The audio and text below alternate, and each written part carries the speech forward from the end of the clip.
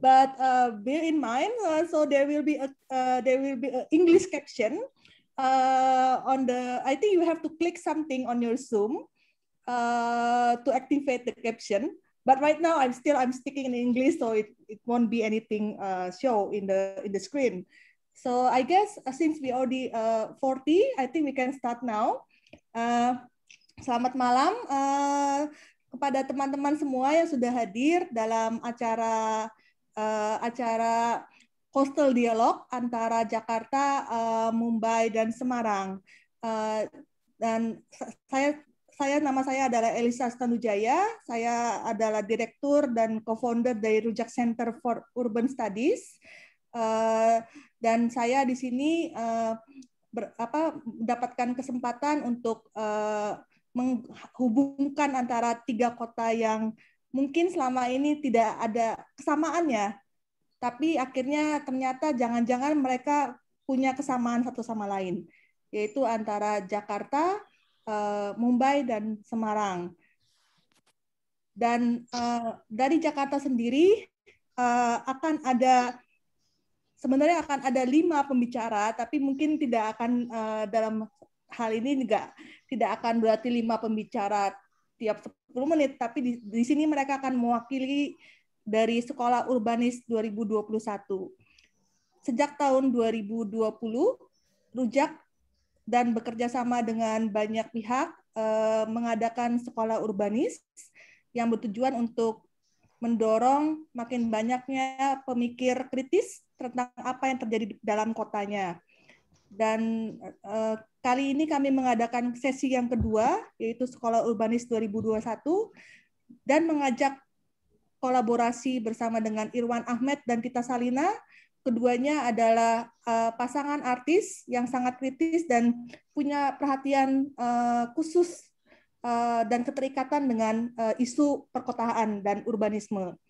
Lalu di dalam presentasi nanti di dalam Jakarta, selain keduanya akan berpresentasi, akan ada tiga kelompok, malah ada 4 ya. Tapi akan ada 3 presentasi dari Jakarta, dari proyek sekolah tersebut, yaitu nanti ada Dian Ina dan Bang Ode dari LBH Jakarta. Dian Ina ini adalah kurator ya. Lalu ada Dendi Madia dan juga ada Alessandra Karin. Lalu dari Mumbai akan ada 3 pembicara, yaitu dari proyek yang bernama Inhabited Sea. Saya nanti akan men-share link ke Inhabited Sea, yaitu Profesor Nikhil Anand dari Associate Professor of Anthropology di University of Pennsylvania. Kalau teman-teman di Indonesia Google siapa itu Nikhil Anand, beliau sudah banyak menghasilkan buku terkait hubungan antara kota, air, infrastruktur, dan juga politik perkotaan gitu. Dan banyak studinya tentang Mumbai itu sendiri. Lalu juga ada Profesor Lalita Kamat dari Tata Institute of Social Science.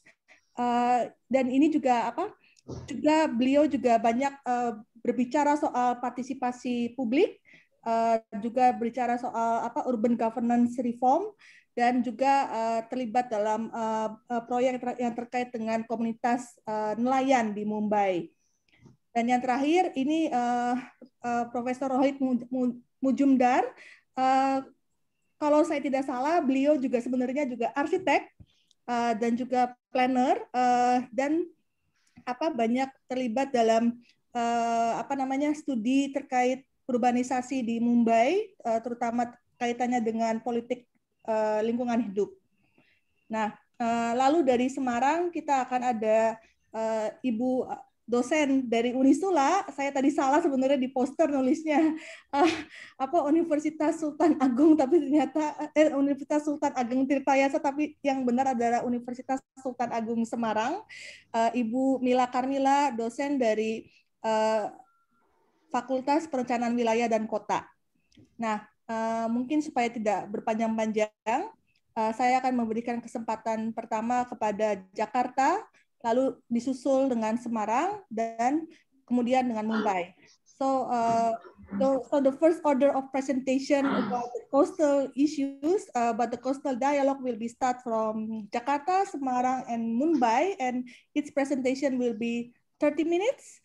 I hope it will give you enough time to elaborate about your studies, your concern, and everything. So yeah, Mbak Tita and Mas Iwang, the screen is yours.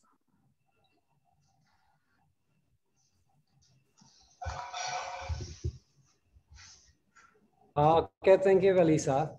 Thank you and please for the opportunity to join the Coastal Dialogue, Jakarta, Mumbai, and Semarang. My name is Irwan Ahmed. My name is Tita Salina. We are artists based in Jakarta, but unfortunately we are far away from Jakarta right now. Wait a minute, we try to share the screen. Yeah. Okay.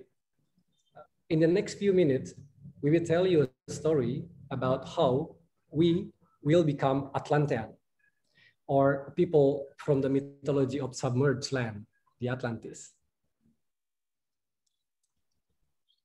Chapter 1, can we buy time? One evening, I was walking along a path. The city was on one side and the fjord below. I felt tired and ill. I stopped and looked out over the fjord. The sun was setting and the clouds turning blood red. I sensed a scream passing through nature. It seems to me that I heard the scream. I painted this picture, painted the cloud as actual blood. The color shriek. This became the scream.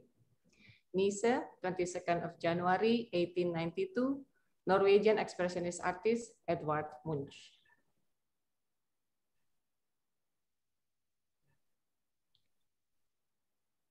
When the eruption in 1883 occurred, people didn't have much time. They weren't prepared, although they got used to the tremors from the boiling volcano, or even the smells of sulfur wafted to the western tip of Java Island. Nobody expected the deadly catastrophe to occur so quick.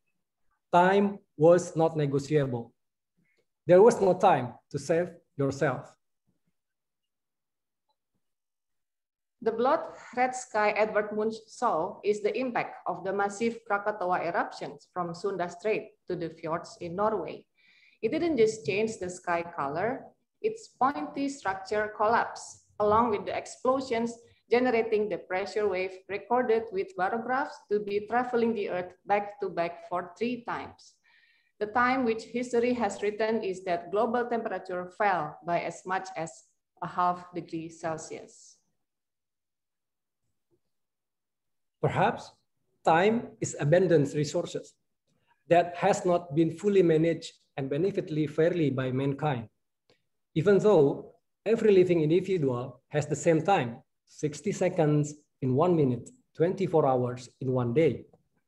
Time we haven't been able to conquer yet.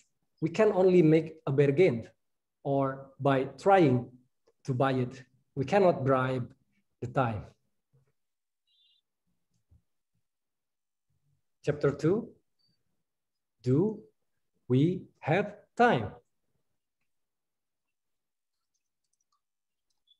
We live in Jakarta, the capital of Indonesia that we love and hate.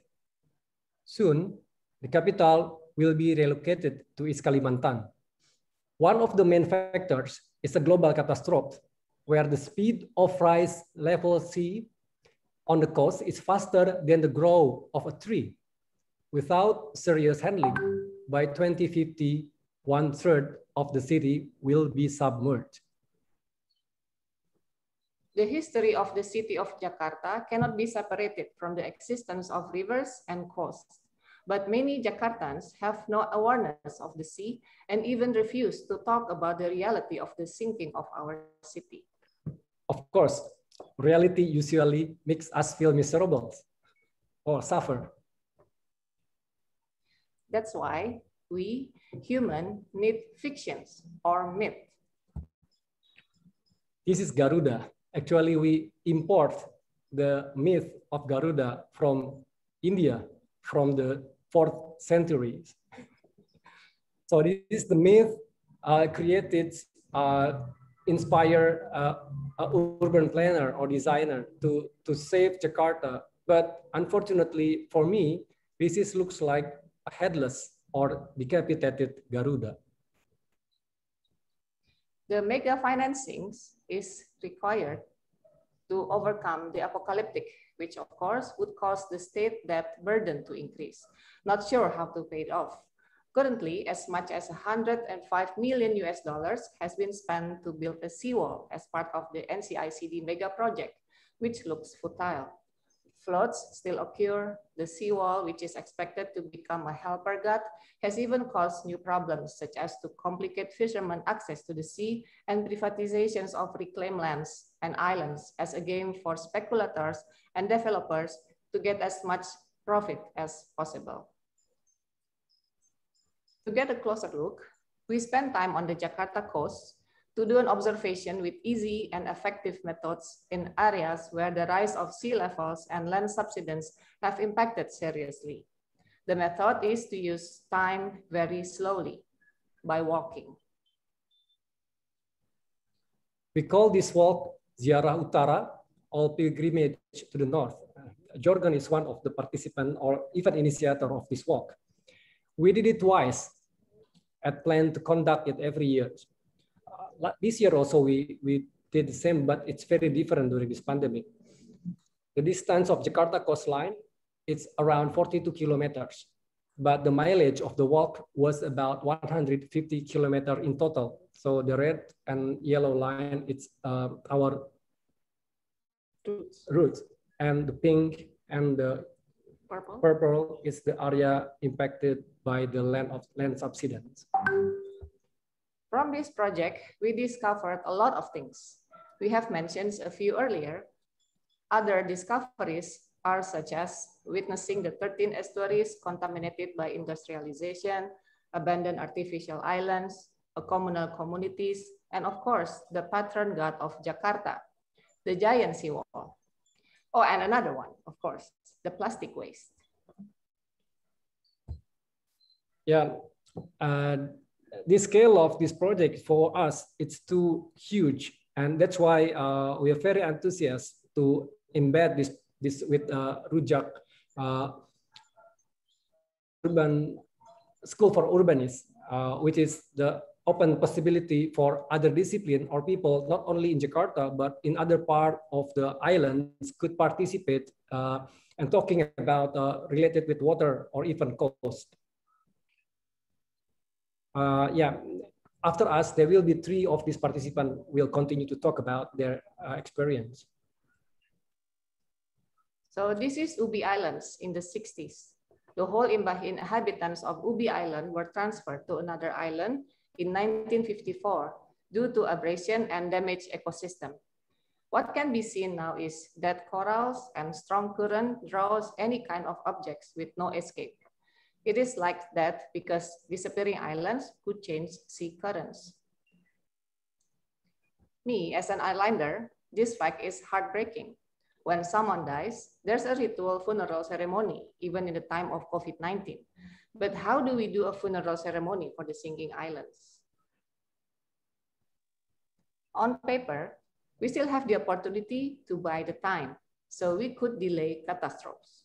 Lastly, without significant changes, this is what would happen to coastal cities, increasingly pressed by rising sea levels. Can you imagine what would happen to archipelagos in Pacific Ocean or other small islands in Southeast Asia? The bad time, relying on the conscience and ethical calling proved to be inadequate because the arbitrage of modern humans today who are oscillating between rational considerations and instincts make them afraid in facing reality. The good time, during the violent eruption of Krakatoa in 1883, people did not have time to save themselves. Today, we are slowly but surely facing the impact of rising global temperatures. Now it's up to us. will we or won't we take the advantage of this precious time together? Time is running out. Thank you. So next we give the floors to Dendi Madya. Dendi, the time is yours. Halo, selamat malam semuanya. Nama saya Dendi Madya. Saya adalah seniman teater. Rizky, video nomor 1.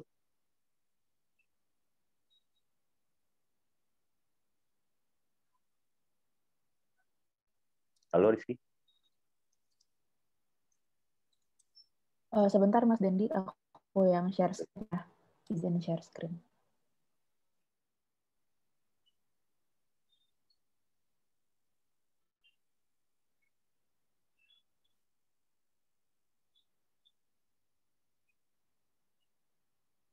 Saya dan keluarga tinggal di Kota Bekasi, sebelah timur dari Jakarta. Rumah kami berjarak sekitar 5 km ke TPA Bantar Gebang, Kota Bekasi, Jawa Barat, Indonesia. Terkadang ketika angin bertiup kencang atau ketika hujan deras, saya bisa mencium aroma sampah dari Bantar Gebang, dari rumah saya. Biasanya itu terjadi pada sore-sore hari. Ada 6 zona gunungan sampah di TPA Bantar Gebang. Sebanyak 5 zona menerima sampah dari Jakarta sejumlah 7.424 ton per hari.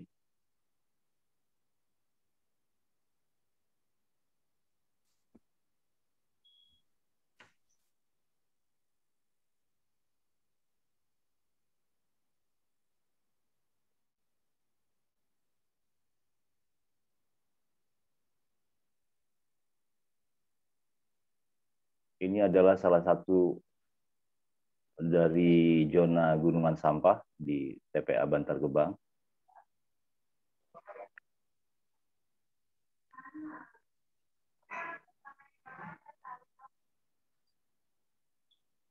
Video nomor 2.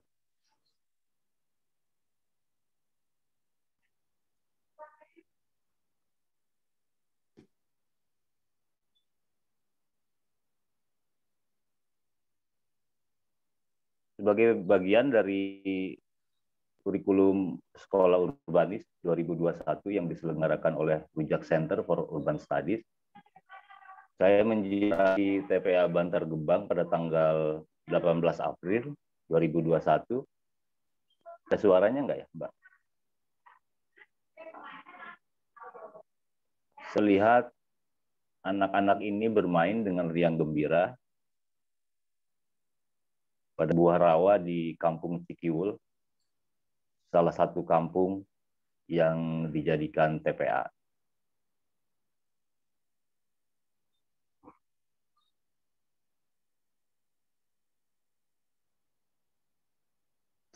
Dekat dengan area mereka bermain adalah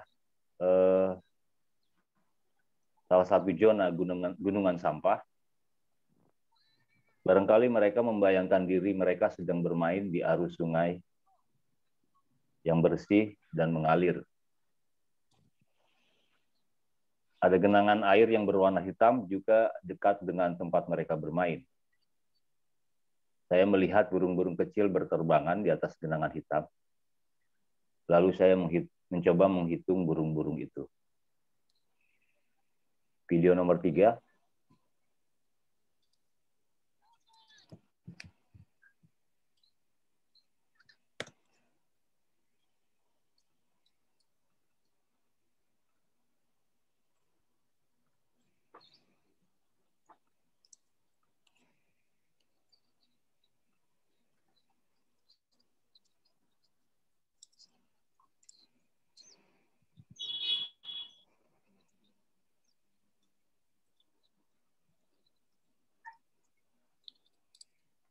tidak ada satu ekor burung pun yang mau hinggap di atas genangan air berwarna hitam.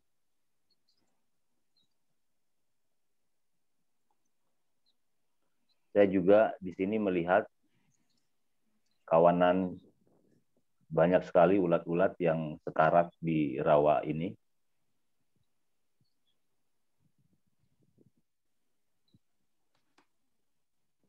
Suara atmosfer lingkungan di rawa ini juga cukup tenang. Suara-suara binatang, suara angin, suara makhluk-makhluk hidup yang kecil-kecil, cukup tenang tanpa rasa keresahan, kemarahan, ataupun perlawanan. Suara mereka bercampur dengan suara alat-alat pabrik atau gudang pengumpul sampah.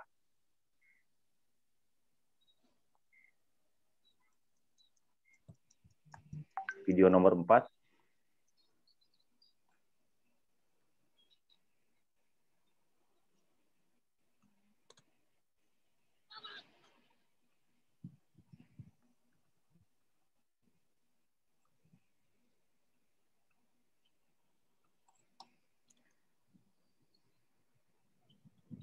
Bantar Gebang juga memiliki Sungai Ciketing Udik. Sungai ini juga sama polusinya. Ini sungai warna airnya sudah hitam dan tersumbat sampah. Menurut salah satu tokoh masyarakat di situ bahwa aliran sungai ini menuju ke perumahan-perumahan di Bekasi, dan rawa-rawa di Bekasi sekarang sudah semacam digusur menjadi komplek-komplek perumahan seperti ini. Sehingga sebenarnya ketika musim hujan tiba, Bekasi mengalami kebanjiran yang besar, terutama pada tahun ini. Dan itu membuat Bekasi menjadi rawa yang sangat luas.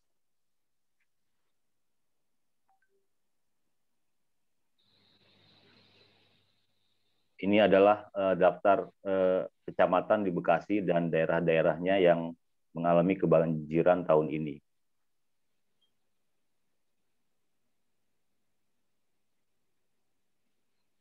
Aku kira masa depan Bantar Gebang, sekarang juga Bantar Gebang banyak dikunjungi oleh para selebritis, baik lokal maupun internasional. Misalnya dari selebritis atau penyanyi dari Korea, kemudian ada juga, gitu pula Leonardo DiCaprio, aktor Hollywood, juga sangat concern tentang TPA Bantar Gebang.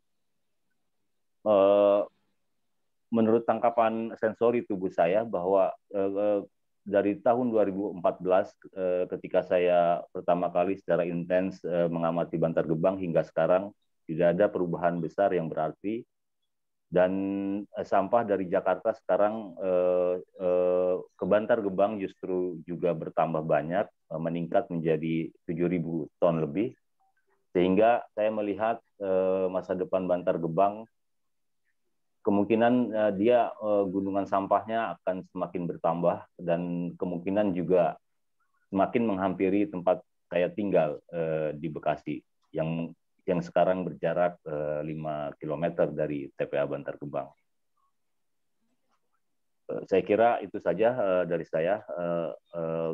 Akan dilanjutkan oleh Ina dan Ode yang mereka melakukan observasi di sama seperti Iwang dan Tita juga di daerah pesisir Jakarta Utara. Silakan Ina dan Ode. Terima kasih Mas Dendi. Thank you for having us tonight for Rujak Center for Urban Studies, and also to all of you from Semarang and Mumbai. Hello, it's nice to meet you all tonight.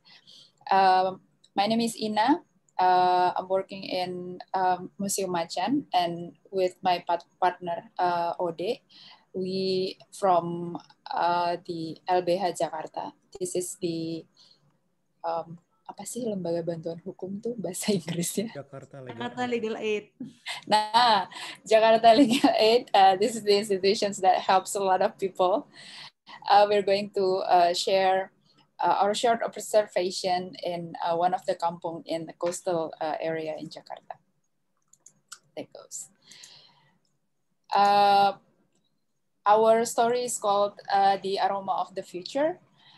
And this is actually coming from my experience working together with Tita and Iwang to coastal area in Jakarta to do the Ziarah Utara.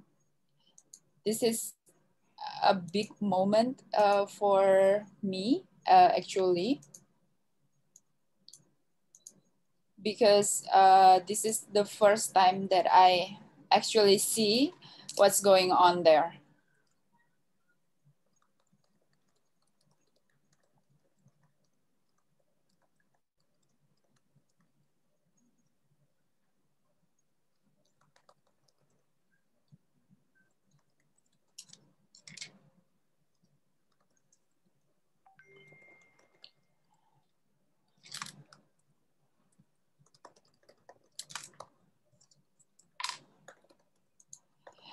I remember this moment vividly because I remember that all of my senses told me to go back because the smell just unbearable. And it told me that it's really dangerous to actually moving forward and see the kampung. But my curiosities told me to keep moving forward, and that decision leads me to know about one of the kampung in coast area of Jakarta. Kaude, silakan.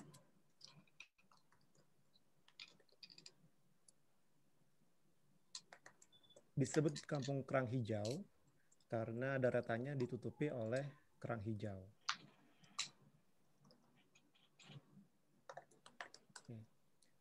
Kampung ini menjadi sentra pengelolaan kerang hijau sejak tahun 1990 dan menjadi yang pertama di Jakarta. Rumah-rumah di sana berdiri itu awalnya hanya sebatas rumah panggung. Kemudian lama-kelamaan air yang ada di sana dulunya itu daratan itu adalah rawa karena tertutupi oleh kerang hijau, lama-kelamaan menjadi sedimentasi daratan sehingga menjadi reklamasi itu sendiri. Jadi reklamasi dari kerang hijau. Kemudian mayoritas di kampung ini adalah sebagai tadi selain yang menjadi kerang hijau pengelola kerang hijau juga sebagai nelayan. Tentunya juga nelayan kerang hijau. Nah, semenjak adanya reklamasi, pendapatan nelayan ini berkurang karena terganggu ekosistem yang ada di sana. Banyak masyarakat saat itu menolak adanya reklamasi, nelayan-nelayan saat itu menolak. Namun pada akhirnya dibenturkan oleh apa disebutnya ya, yang mereklamasi pulau buatan. Jadi ada reklamasi yang dibuat oleh nelayan itu dengan kerang hijau itu. Ada pulau lain di luar sana, ya jauh di sana, yang membuat ekosistem itu rusak. Adalah reklamasi pulau buatan. Dan tentunya itu pengusaha yang mempunyai power. Di sana masyarakat dibenturkan, antara masyarakat dibenturkan, ada satu kelompok yang pro dan satu kelompok lainnya yang menolak. Nah, dalam gambar ini, LBH Jakarta pernah mendampingi korban kriminalisasi reklamasi itu sendiri. Dia adalah Rois dan Winda. Dia adalah adik kakak yang awalnya adalah dia melihat ayahnya bernama Holil, ayahnya adalah nelayan. Saat itu Holil didatangi oleh kelompok yang pro reklamasi. Didatangi, kemudian Holil itu dituduh sebagai penyebar berita bohong atau mencemarkan nama baiknya si kelompok yang pro reklamasi itu. Tidak terima, ayahnya didatangi dengan dibentak-bentak. Rois kemudian melawan. Rois kemudian mendapatkan bogem mentah, dipukuli. Kemudian kakaknya Winda itu sedang hampir 4 bulan. Dia sempat terjatuh dan tidak keguguran tapi berdarah. Akibat pemukulan itu, Rois kemudian memvisum. Rois dan Winda ke rumah sakit kemudian visum, melaporkan kejadian itu ke polisi. Namun sayangnya justru sebaliknya. Si kelompok yang pro reklamasi itu melaporkan balik. Dan akhirnya bukan dia diproses hukum, si kelompok yang tadi memukul Rois, tapi malah dibalik bahwa Rois telah memukul kelompok yang pro reklamasi. Dan akhirnya bukan lapornya Rois yang diterima, tapi laporannya si pro reklamasi. Kemudian Rois disidang dan dalam foto ini sebelah kiri adalah saat persidangan. Di situ juga ada beberapa nelayan yang hadir dalam persidangan untuk dukungan terhadap Rois. Kekecilan suaranya. Kalau yang di sebelahnya adalah ini saat Rois Mahkamah Agung memutus bebas Rois. Jadi penetapannya sudah Rois sudah maksudnya tidak bersalah seperti itu. Ya, silakan Mbak Ina. Terima kasih. Back to the aroma of the kampung. How is the best way to describe this aroma? Is it the aroma of green mussels that has been heaped for days and stays there? Or is it the aroma of garbage floating in the water for years? Or is it the aroma of old shoes that it just smells so bad you don't want to use it anymore? Or is it the aroma inside a packed bus at 5:30 p.m. when people just return from work with sweaty armpits? Or is it the aroma of dead fish, rotten, floating in the water? Or is it the aroma of old socks, which you haven't washed for 2 weeks? Or is it rotten cheese? Or everything combined together? This smell actually leads us to a lot of questions. Is it really rotten smell? Is the inhabitants of the kampung thinks that it's rotten, that it's smelly? Do they have a different vocabulary to describe the smell of their kampung? Do they have their own spectrum of aroma to describe all the smells inside their kampung? And the fact that those smell stays for years, does this mean that they don't want changes? Is it really the aroma of the kampung, and is it really something that they wanted? This is their way to surrender? I mean, like they don't want to change their life, their fate? Or is it actually a strategy, a trick on how to live in this big city? Do they wish to have a different aroma in their kampung? Do they have a favorite smell that they want it to be the future smell of their kampung? Is their favorite smell can be the teaser of how the future of their kampung is going to be? those are the questions that we were asking at the moment to know better about this kampung. Thank you. The next presentation will be by Alexandra Karin. Karin, the screen is yours. Thank you, Mbak Ina. Thank you, Rujak Center for Urban Studies and Sekolah Urbanis. Is my voice okay? Okay, great. I would like to share my screen. Okay, so hello, my name is Alexandra Karin, Karin for short. Nice to see all the participants from Jakarta, Semarang and Mumbai and beyond. So I'll be sharing a little bit of my research and work progress so far. And it all started when I joined the Sekolah Urbanis program. And we had the Ziarah event that took place mid-April. And here I would like to show a kind of like a moving collage that I've managed to collect between April and May. So yeah, I was so inspired by the title of this event, Coastal Dialogue. So let's watch the collage together, I suppose.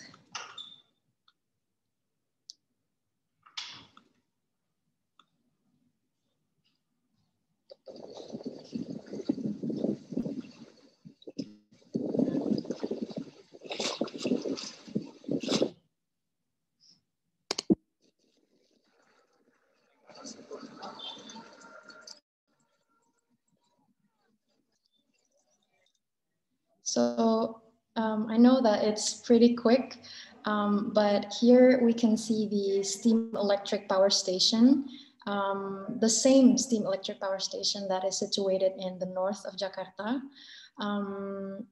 And this is me shooting that place from two different points. The first being Pantai Mutiara in North Jakarta, and the second on the right being from the island, the reclamation land at Pantai Indah Kapuk.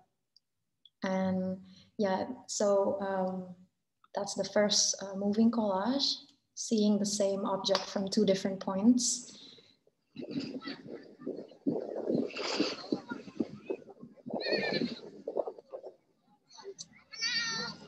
And then here I have two boats, also from two different points, Pantai Mutiara and Pantai Indah Kapuk. Completely different boats now, but just on the same bed of sea and with the same kind of focal point, which is the boat that were found floating in the middle of the waters. Third collage.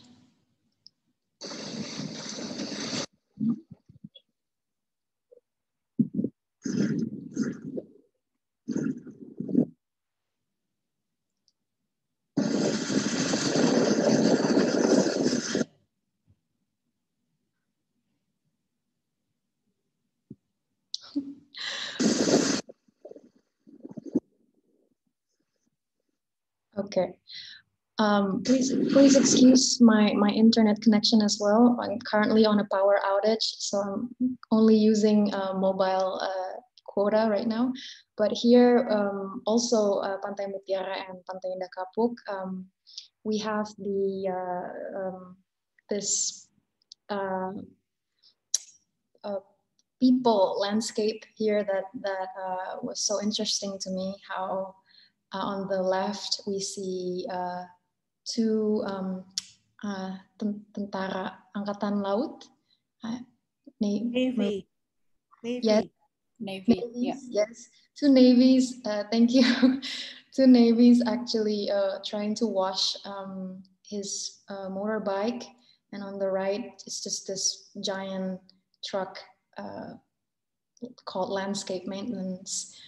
Both are using waters as well.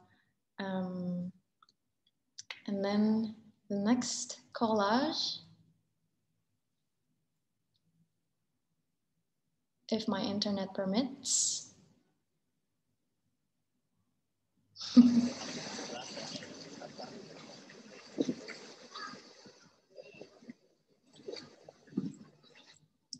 So this structure on the bigger film here is a kind of like an entrance, a gateway to this pavilion in the reclamation land of Pantai Indah Kapuk. And on the corner there, and the top left corner, is just this construction site at Pantai Mutiara, and yeah, just the juxtaposition between the unfinishedness of the building on the left and the over polished, glossy, eye-catching structure on the center here is quite interesting to me. And the last collage.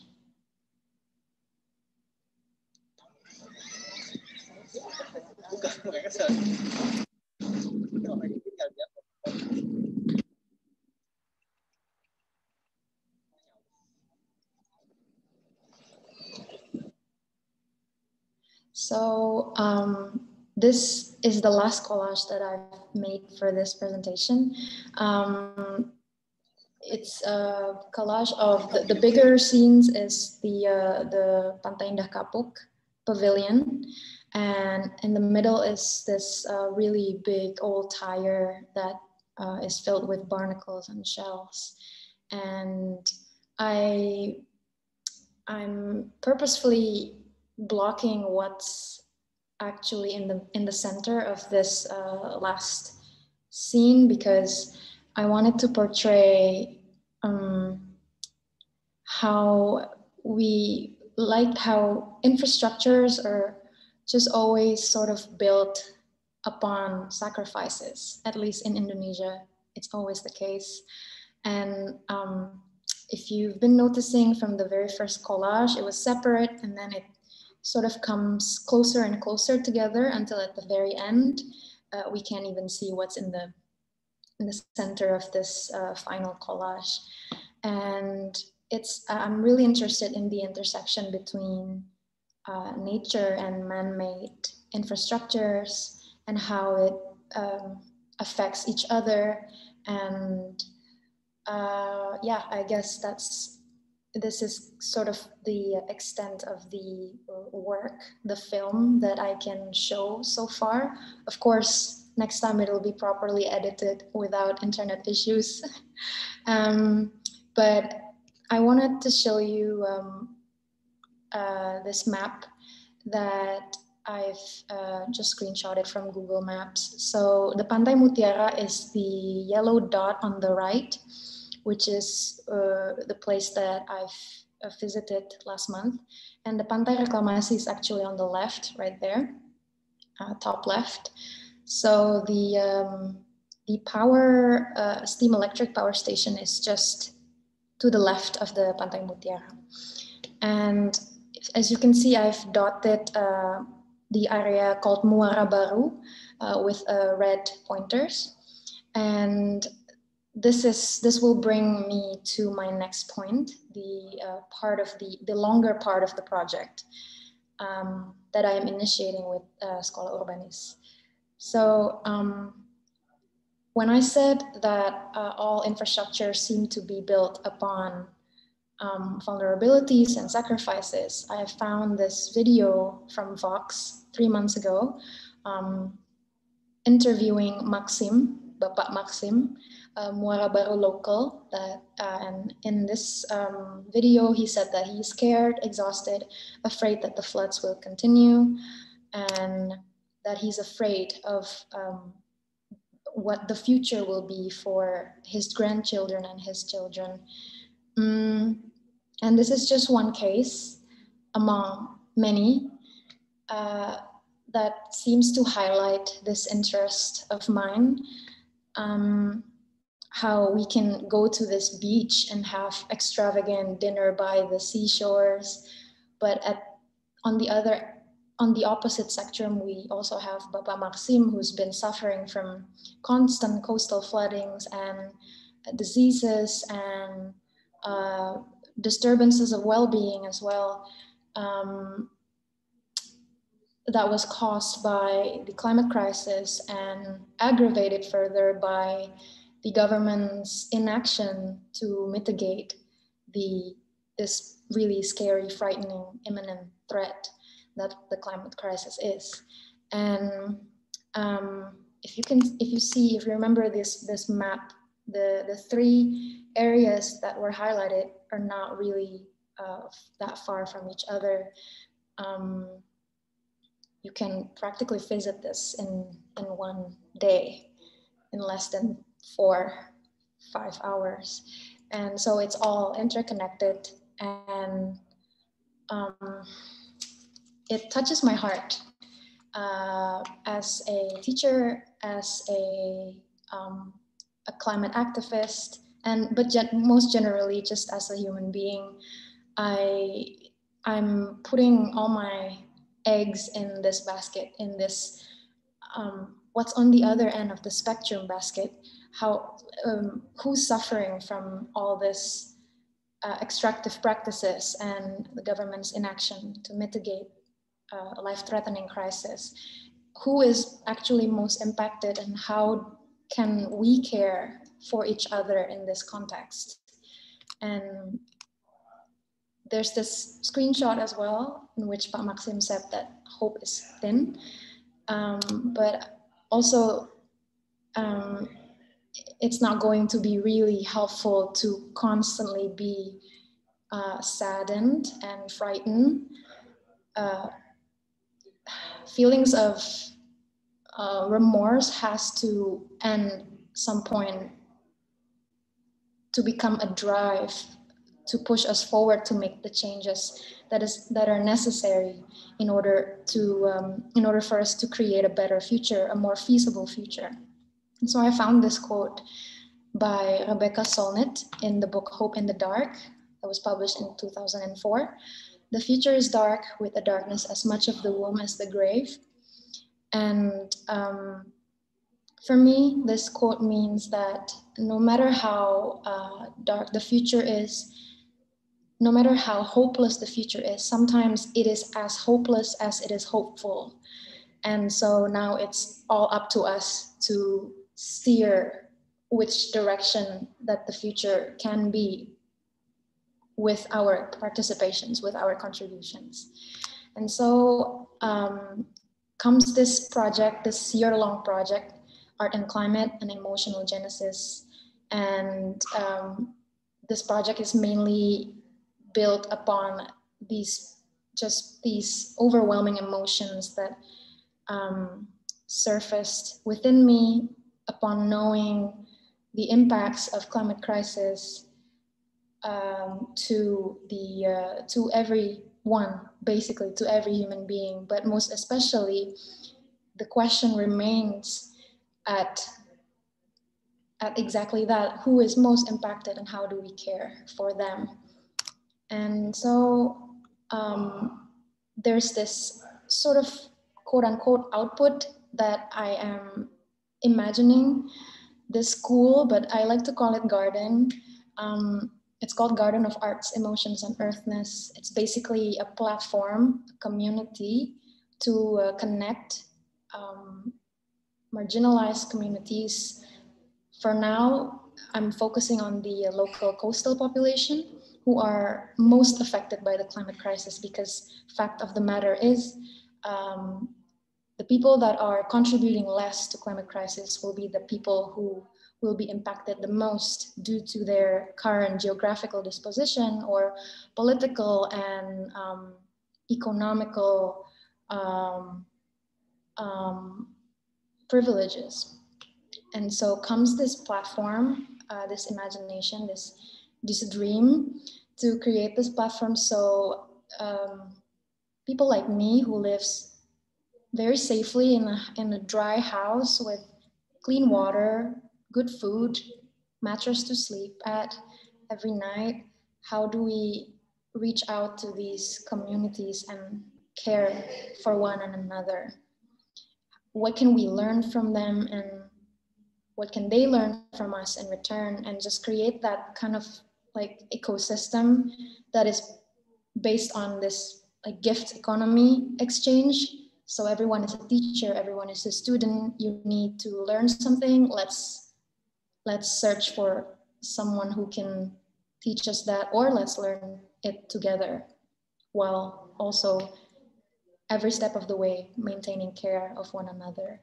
And so right now with Sekolah Urbanis, I am currently at phase number 1, which is the research part, field observations, and I'm going to hopefully go further into the local housings to meet the local coastal populations, and possibly create a writing or a film, because I'm very comfortable with writing and I'm currently experimenting with film. So as far as Sekolah Urbanis goes, I'm proposing that idea so far for this year-long project to eventually, probably, hopefully, publishing this entire process.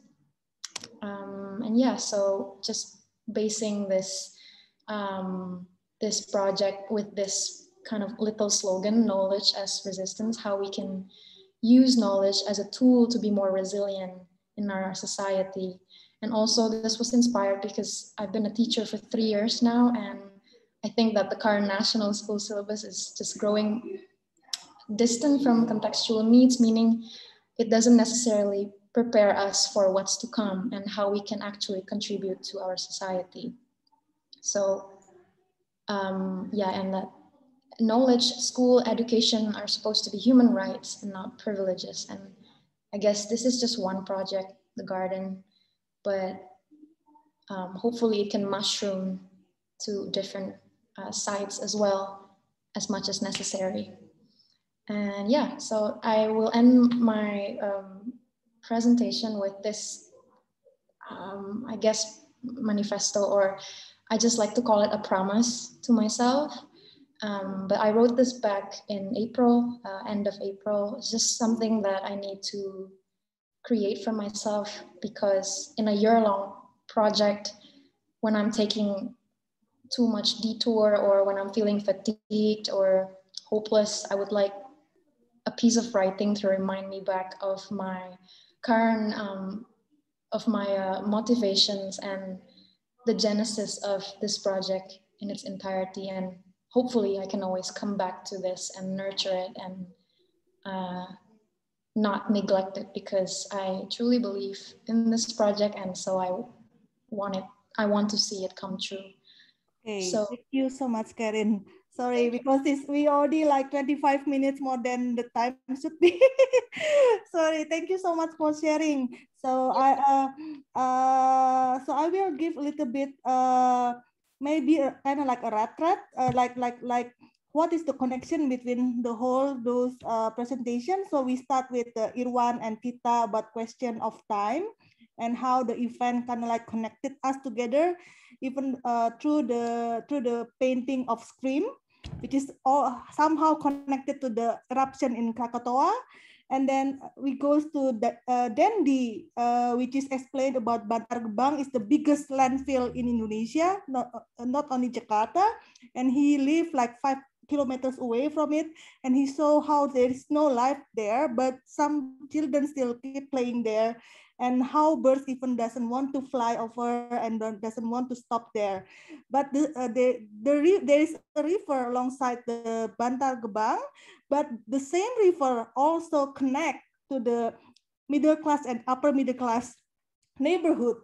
So somehow the garbage reconnect with the people who throw away the garbage.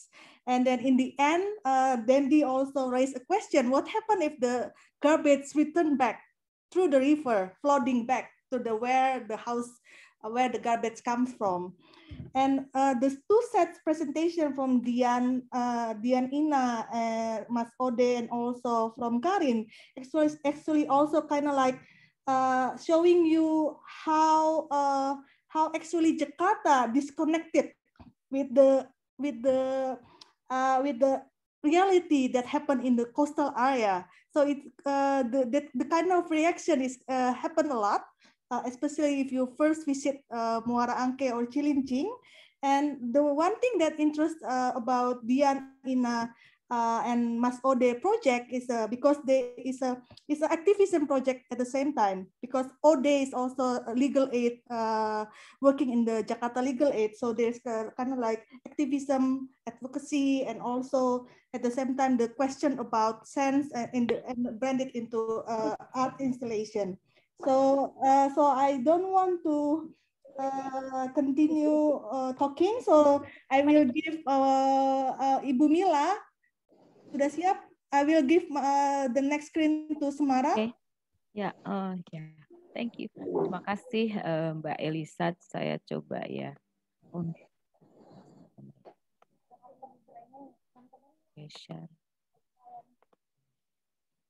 Tidak saya tahu itu Bahasa Jelala di Twitter aku siapa itu Armada.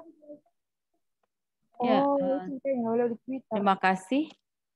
Hello everybody. I will talk Indonesia and English. Maybe in Indonesia it's better because sometimes I can translate in English. So ini adalah judulnya mungkin ya Mbak ya. Pesisir Semarang dari kesadaran menjadi gerakan. Kenapa judulnya seperti ini? Karena harapannya bahwa KPSD atau Koalisi Pesisir Semarang Demak itu yang sekarang ini sudah menjadi koalisi, nanti itu bisa menjadi gerakan bersama yang bisa membangun kesadaran seluruh masyarakat di pesisir utamanya ataupun secara umum Kendal, Semarang, dan Demak. Jadi bagaimana membangun kesadaran, begitulah kira-kira. Karena sekarang ini mungkin sudah banyak tadi teman-teman dari Jakarta sudah juga menyampaikan bagaimana mereka tergugah melihat kondisi seperti itu. Nah, hanya kan bagaimana kita mendorong bukan hanya masalah tergugah, tapi bagaimana menggerakkan orang-orang yang berada di lokasi itu untuk juga sama-sama sadar bahwa lingkungan mereka mungkin harus diperbaiki. Jadi tidak cukup hanya dari orang dari luar begitu, tapi pihak-pihak yang ada di sekitar situ juga harus sadar bahwa kondisi mereka seperti itu. Nah, mungkin dua foto ini memperlihatkan kondisi yang sangat baik menceritakan bagaimana pesisir ini kebetulan lokasinya ada di Bedono begitu ya. Jadi di perbatasan dengan Semarang begitu, Sayung gitu, kecamatannya Sayung, desanya adalah Bedono ya. Jadi ada Timbul Sloko, ada Sido Gemah, kemudian ada Bedono dan ada Sriwulan dan sebagainya. Itu beberapa lokasi yang kemudian menjadi lokasi. Pelan sedikit. Sorry. Jadi ini lokasi di Kecamatan Sayung, ya, di salah satu desa namanya Desa Bedono.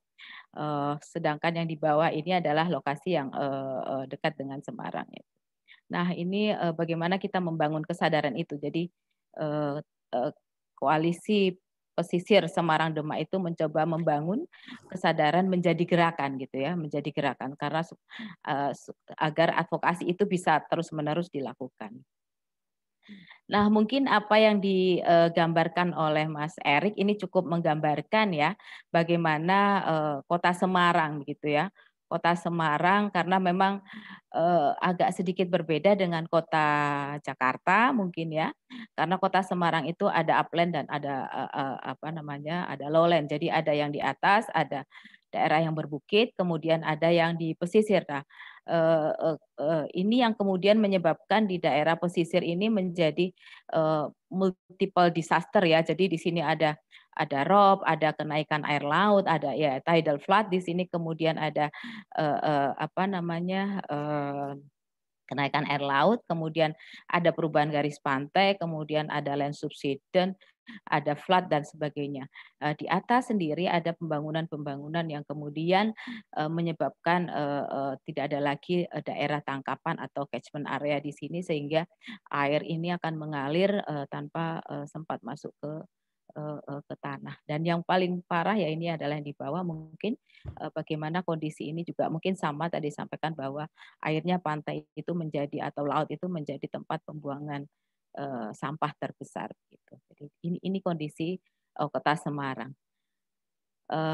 Ini adalah Semarang. Nah, ini mungkin juga bisa memperlihatkan bagaimana parahnya pembangunan di pesisir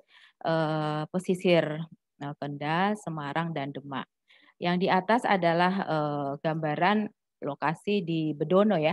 Jadi bagaimana orang tadi disampaikan bagaimana struggle-nya masyarakat, walaupun daerahnya sudah terendam, mereka tetap bertempat tinggal di sana. Bahkan ini walaupun jembatannya sudah terputus, mereka masih berusaha untuk menggunakan motor untuk keluar dari lokasi. Dan ini adalah salah satu rumah penduduk yang akhirnya terendam oleh air karena memang lokasinya terkena abrasi.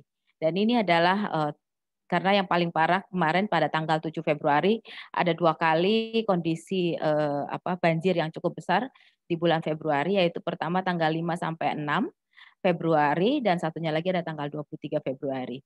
Nah, pemerintah mengatakan bahwa kondisi itu adalah kondisi yang tidak diprediksi oleh pemerintah karena curah hujan yang pada saat itu adalah 171 mm. Padahal mereka membangun tanggul ataupun kolam retensi hanya untuk menampung air hujan itu sebesar 153. Jadi pemerintah mengatakan bahwa ini di luar prediksi. Mereka mengatakan ini adalah hujan 50 tahunan. Jadi hujan berulang 50 tahunan. Jadi kondisinya itu kebetulan ini adalah di kampus saya dengan kondisi pada saat ini hari Minggu ya, saya sempat ke sana, ini kondisinya 140 cm. Dan yang di sini, yang di bawah tol, ini adalah 170 cm. Bisa dilihat di sini mobil, ini adalah mobil bak ya, mobil bak ini sudah tidak kelihatan kaca jendela, saking tingginya banjir pada hari Minggu tanggal 7 Februari karena itu hujan selama 3 hari berturut-turut mulai dari hari Kamis, Jumat, dan Sabtu. Dan itu disampaikan oleh pemerintah, mereka mengatakan bahwa itu hanya karena hujan yang begitu deras. Tidak disampaikan bahwa banyak hal yang terkait dengan mengapa terjadi banjir di lokasi tersebut. Dan ini adalah mengapa kemudian KPSD atau Koalisi Pesisir Semarang Demak kemudian membuat sesuatu yang terobosan untuk mencoba menggugah kesadaran masyarakat gitu ya. Jadi memang pada saat itu pintu masuknya adalah tanggul tol laut Semarang Demak. Karena pada saat itu memang ada diskusi begitu terkait dengan tanggul tol tanggul laut Semarang Demak. Dan pada saat itu untuk mendapatkan informasi terkait dengan TTLSD ini sangat susah sehingga akhirnya dengan berbagai cara mencari informasi-informasi terkait dengan tanggul tol laut Semarang Demak. Itu pun juga tidak mudah untuk mendapatkan data-data. Data-data itu didapatkan hanya dari berbagai sumber tanpa sumber utamanya yaitu adalah Balai Besar Wilayah Sungai ya. Jadi BPWS tidak memberikan data-data itu. Ini semua ini sih baru ya. Tapi sebenarnya peta-peta trase dan sebagainya itu didapatkan dari hasil berbagai sumber media lah kira-kira. Nah, ini menjadi titik masuk kemudian untuk mencoba melihat lebih dalam PSN atau Proyek Strategis Nasional Tanggul Tol Laut Semarang Demak ini. Sehingga kemudian bergulir menjadi banyak kegiatan lainnya. Nah, ini saya menyampaikan mengapa Tanggul Tol Laut Semarang Demak karena Tanggul Tol Laut Semarang Demak ini merupakan salah satu program strategis nasional ya. Jadi ini ada di dalam Perpres nomor 3 tahun 2016, kemudian diperbarui dengan Perpres 58 2017 dan terakhir adalah Perpres 56 2018. Nah, di dalam Perpres ini menyatakan bahwa semua proyek strategis nasional itu walaupun tidak sesuai dengan rencana tata ruang nasional, provinsi, kabupaten, RDTR, rencana detail tata ruang ataupun rencana zonasi wilayah pesisir dan pulau-pulau kecil tetap dapat dilaksanakan. Dan ini sebenarnya menjadi sangat membingungkan. Pada satu sisi, pada saat kita akan melakukan pembangunan, kita akan mengecek dengan rencana tata ruang. Apakah dia ada di dalam kawasan lindung atau ada di dalam kawasan budidaya. Namun PSN ini malah dia bisa menabrak yang namanya perencanaan tata ruang. Dan itu menjadi pertanyaan besar, mengapa proyek strategis nasional bisa mengabaikan perencanaan tata ruang yang sudah dibuat terlebih dahulu, kemudian digunakan Perpres. Berarti sebenarnya kalau RT RW itu memang perda, tapi kalau RT RW itu adalah Perpres ya. Jadi, nah ini semua menggunakan Perpres. Kemudian dia juga tidak menganut asas otonomi daerah, khususnya adalah paham desentralisasi. Nah, belum dibangun TTLSD saja, kondisinya sudah seperti yang tadi disampaikan bahwa banjir di Semarang itu dirasakan hampir tiap bulan mungkin ya kalau rob ya, tiap bulan. Kemudian kalau banjir yang kemudian karena hujan begitu, itu dirasakan hampir juga tiap musim penghujan begitu. Tanpa ada pembangunan, lokasi di pesisir saja sudah mengalami yang namanya banjir.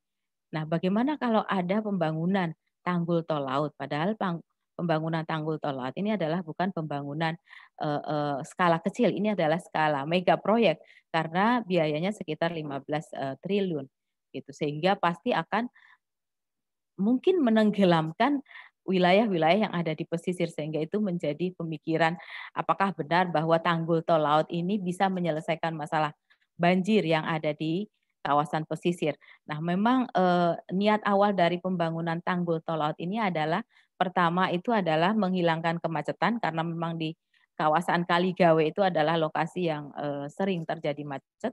Yang kedua adalah penanganan banjir. Jadi semangatnya adalah menghilangkan banjir dan menghilangkan kemacetan. Tapi pemerintah juga lupa bahwa apakah benar dengan pembangunan tanggul tol laut itu banjir akan semakin hilang, bukan malah semakin parah begitu. Yang ketiga adalah di dalam andal tanggul tol laut itu banyak sekali kelemahan. Mungkin saya tidak tahu apakah buku Malih Dadi Segoro itu sudah ada yang membaca atau tidak begitu. Tapi paling tidak ada 6 kelemahan dari andal dari tanggul tol laut ini, sehingga itu yang menjadi kemudian membuat teman-teman yang ada di koalisi pesisir Semarang Demak mencoba menggali lebih dalam mengapa ini harus dilakukan. Apakah ada selain mengatakan bahwa ini adalah untuk menghilangkan banjir dan kemacetan, apa ada agenda tersembunyi lain dari pembangunan tanggul tol laut Semarang? Nah, kemudian itu adalah sebagian atau awal dari kemudian kita bergerak lagi karena menganggap bahwa pembangunan tanggul tol laut ini pasti akan menyebabkan yang namanya krisis sosial ekologis ya. Jadi ini hanya menguntungkan beberapa pihak saja, tapi akan merugikan masyarakat secara keseluruhan begitu ya, sehingga akan menyebabkan yang namanya krisis sosial ekologis. Pertama, masyarakat itu secara sosial masyarakat pasti akan mendapatkan dampak yang tadi disampaikan juga teman-teman yang lain bahwa mereka merasakan ini akan ketakutan dan sebagainya, akan kehilangan lokasi untuk bertempat tinggal dan sebagainya, kehilangan mata pencaharian. Kalau nelayan pasti kehilangan mata pencaharian begitu ya. Kemudian ekologisnya adalah ya pasti akan menyebabkan dampak-dampak lain seperti kerusakan lingkungan, banjir, kemudian abrasi, penurunan muka tanah, kemudian amblesan dan sebagainya. Nah, karena keprihatinan itulah maka kemudian dibuatlah awalnya itu hanya diskusi-diskusi yang dilakukan dari mulai saya ikut di Agustus begitu, tapi awalnya sudah ada yang di Unika. Saya tidak tahu pasti, mungkin Mbak Elisa ingat yang di Unika itu sekitar entah bulan Juni atau apa begitu. Di bulan 2019 kita mulai melakukan diskusi-diskusi antara NGO, di sini ada LBH, ada Patiro, kemudian ada Walhi, kemudian ada akademisi itu dari Unika, dari Unisula, dari Undip, kemudian dari UNES dan sebagainya. Kemudian ada perwakilan masyarakat, ada komunitas nelayan tani Indonesia, ada kemudian PPNI, Persatuan Perempuan Nelayan Indonesia, dan banyak masyarakat-masyarakat yang kemudian mencoba untuk menyikapi bagaimana TTLSD ini. Akhirnya dari beberapa diskusi itu, maka kita mencoba membuat suatu draft buku, kemudian launching buku. Launching bukunya itu pada saat 6 April 2020 bertepatan dengan Hari Nelayan, kita launching awal dari buku itu. Jadi buku ini launching, nanti di bawah bisa sampaikan daftar isinya apa saja, begitu launching buku. Kemudian ini pergerakannya yang kira-kira kita mencoba menyampaikan MDS ini secara masif, sosialisasi, mobilisasi, agar tadi bahwa kesadaran itu tidak hanya dirasakan oleh segelintir teman-teman yang ada di dalam KPSD, tapi juga menyebar ke masyarakat yang ada di sepanjang pesisir begitu ya. Nah, kemudian ini yang terbaru ya, bahwa kita melakukan penelitian mandiri, ada teman-teman yang melakukan penelitian mandiri. Kebetulan Mas Bosman yang salah satu penelitinya tidak bisa hadir, padahal sebenarnya kalau bisa hadir maka dia akan bisa bercerita banyak terkait dengan penelitian mandiri ini, dan menggunakan platformnya adalah kitabisa.com. Jadi ini sesuatu yang sangat baru karena selama ini kitabisa.com, platform kitabisa.com itu lebih banyak digunakan untuk menggalang dana bagi masyarakat yang kurang beruntung lah, dan terkait dengan penelitian mungkin baru pertama kali platform kitabisa.com digunakan, mungkin mudah-mudahan saya nggak tahu, siapa tahu ada yang sudah menggunakan juga gitu ya. Dan yang satu lagi adalah mencoba juga membuat yang namanya forum belajar bersama terkait dengan krisis sosial ekologis menuju demokrasi ya. Jadi tidak cukup hanya kemudian kita berhenti pada bahwa ada krisis sosial ekologis, tapi bagaimana bahwa pembangunan itu sebenarnya tidak berpihak gitu ya. Jadi pembangunan yang tidak tidak berkeadilan, pembangunan yang hanya memihak pada segelintir orang, sehingga pasti ada demokrasi yang tidak benar di sini, sehingga pembangunan itu sering timpang.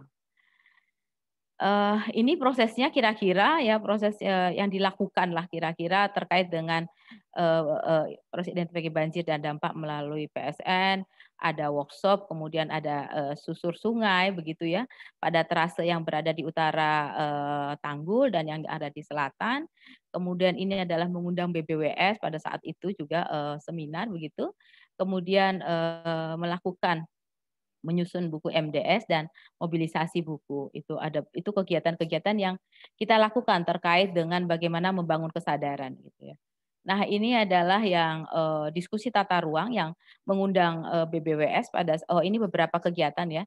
Jadi ini adalah diskusi yang kita lakukan di UNES gitu ya, terkait hasil dari susur sungai pada saat itu, susur sungai. Kemudian disampaikan oleh beberapa teman yang melakukan survei itu. Kemudian yang di bawah ini adalah pada saat di Unisula gitu, juga masih terkait dengan bagaimana mencoba memperbaiki struktur dari akan dibuatnya buku itu. Kemudian dengan mengundang beberapa pakar, pada saat itu di sini ada Prof. Denny Nugroho dari Undip gitu ya, pakar perikanan pada saat itu juga hadir. Kemudian di sini yang hadir adalah Bu Heni Warsila dari LIPI, kemudian ada Bu Uli Sudabalok dari Unika, kemudian ada Mas Wija dari Undip terkait kebijakan publik. Jadi cukup banyak yang berbicara, dan ini adalah pada saat selesai kita mendiskusikan, kita mengundang BBWS pada saat itu, kemudian ada dari UGM, kemudian ada dari Unisula sendiri, kemudian ada Mbak Nila sebagai moderator. Jadi ini mencoba, dan sebelum buku ini di-launching, ini kegiatannya begitu, dan ini adalah bukunya sendiri ya, buku Malih Dadi Segoro. Yang menarik adalah bahwa buku ini disusun dengan metodenya adalah transdisipliner begitu. Jadi tidak hanya pengetahuan dari pakar, tidak hanya pengetahuan dari teman-teman NGO, tapi pengetahuan dari masyarakat itu juga dimasukkan sebagai bagian dari buku ini. Jadi siapa yang kemudian menceritakan itu akan menjadi bagian yang kemudian akan dituliskan di dalam buku Malih Dadi Segoro ini. Jadi ini adalah daftar isi dari buku ini, jadi ringkasan, kemudian cara kerjanya tadi transdisipliner, berjalan sambil bikin jalan. Jadi memang ini sirkuler begitu ya. Jadi metodenya juga sangat sirkuler. Pada saat ada perubahan maka akan berubah gitu. Kerangka teoritisnya tadi, kemudian ada kerangka operasionalnya, kemudian ada kerangka empiris, sintesis, dan rekomendasinya. Jadi ini ada 6 bab kelihatannya di dalam buku ini begitu. Nanti mungkin Mbak Elisa bisa share file dari kita melakukan sosialisasi dan mobilisasi melalui buku MDS ini. Kita membangun kesadaran terkait dengan tadi ya pesisir yang kemudian apabila tidak dilindungi maka kemungkinan akan terjadi dampak-dampak yang seperti tadi. Jadi ini dimulai dari pertama kali ini adalah 11 Juni begitu ya. 11 Juni, 24 Juni, kemudian Juli ini ada berapa, ini ada di bulan November, kemudian ada yang dengan BEM, kemudian ada beberapa, dan terakhir ini masih terakhir ada 8 Mei 2021. Jadi ini yang bisa saya dapat. Sebenarnya lebih dari ini sebenarnya. Hanya yang bisa saya kumpulkan ada beberapa ini kira-kira. Jadi kita mencoba melakukan sosialisasi dan mobilisasi melalui buku MDS ini. Mencoba membangun kesadaran masyarakat melalui buku MDS ini. Kira-kira seperti itu ya yang kami lakukan. Nah ini juga selain mobilisasi dan sosialisasi, kita juga ya tadi penyebaran buku MDS dengan hard dan soft file, kemudian kita juga berjejaring dengan banyak komunitas, salah satunya ini dengan masyarakat Timbul Seloko, ini coba pada saat ini dilakukan pada saat Hari Nelayan juga, kemarin 6 April 2021 begitu, menyampaikan bahwa membangun kesadaran tidak cukup tadi disampaikan, tidak cukup hanya dilakukan teman-teman akademisi NGO, tapi turun ke bawah kemudian menyampaikan bagaimana apa yang dirasakan, kemudian dampak yang dirasakan dan sebagainya.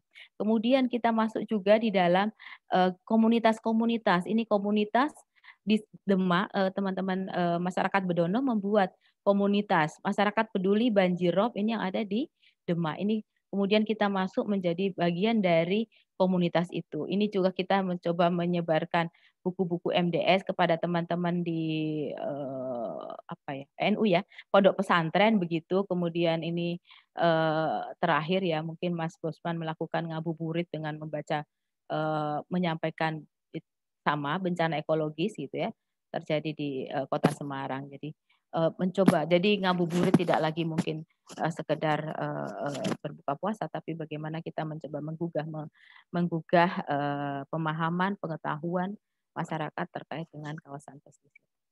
Nah itu, dan ini yang dilakukan oleh Mas Bosman, penelitian mandiri. Jadi buku MDS ini dianggap kemudian mungkin harus tetap dilakukan sosialisasi dan mobilisasi melalui buku MDS, tapi kemudian karena kemarin banjir yang cukup besar, ternyata apakah benar bahwa penyebab dari banjir itu karena air yang limpasan air hujan yang cukup tinggi.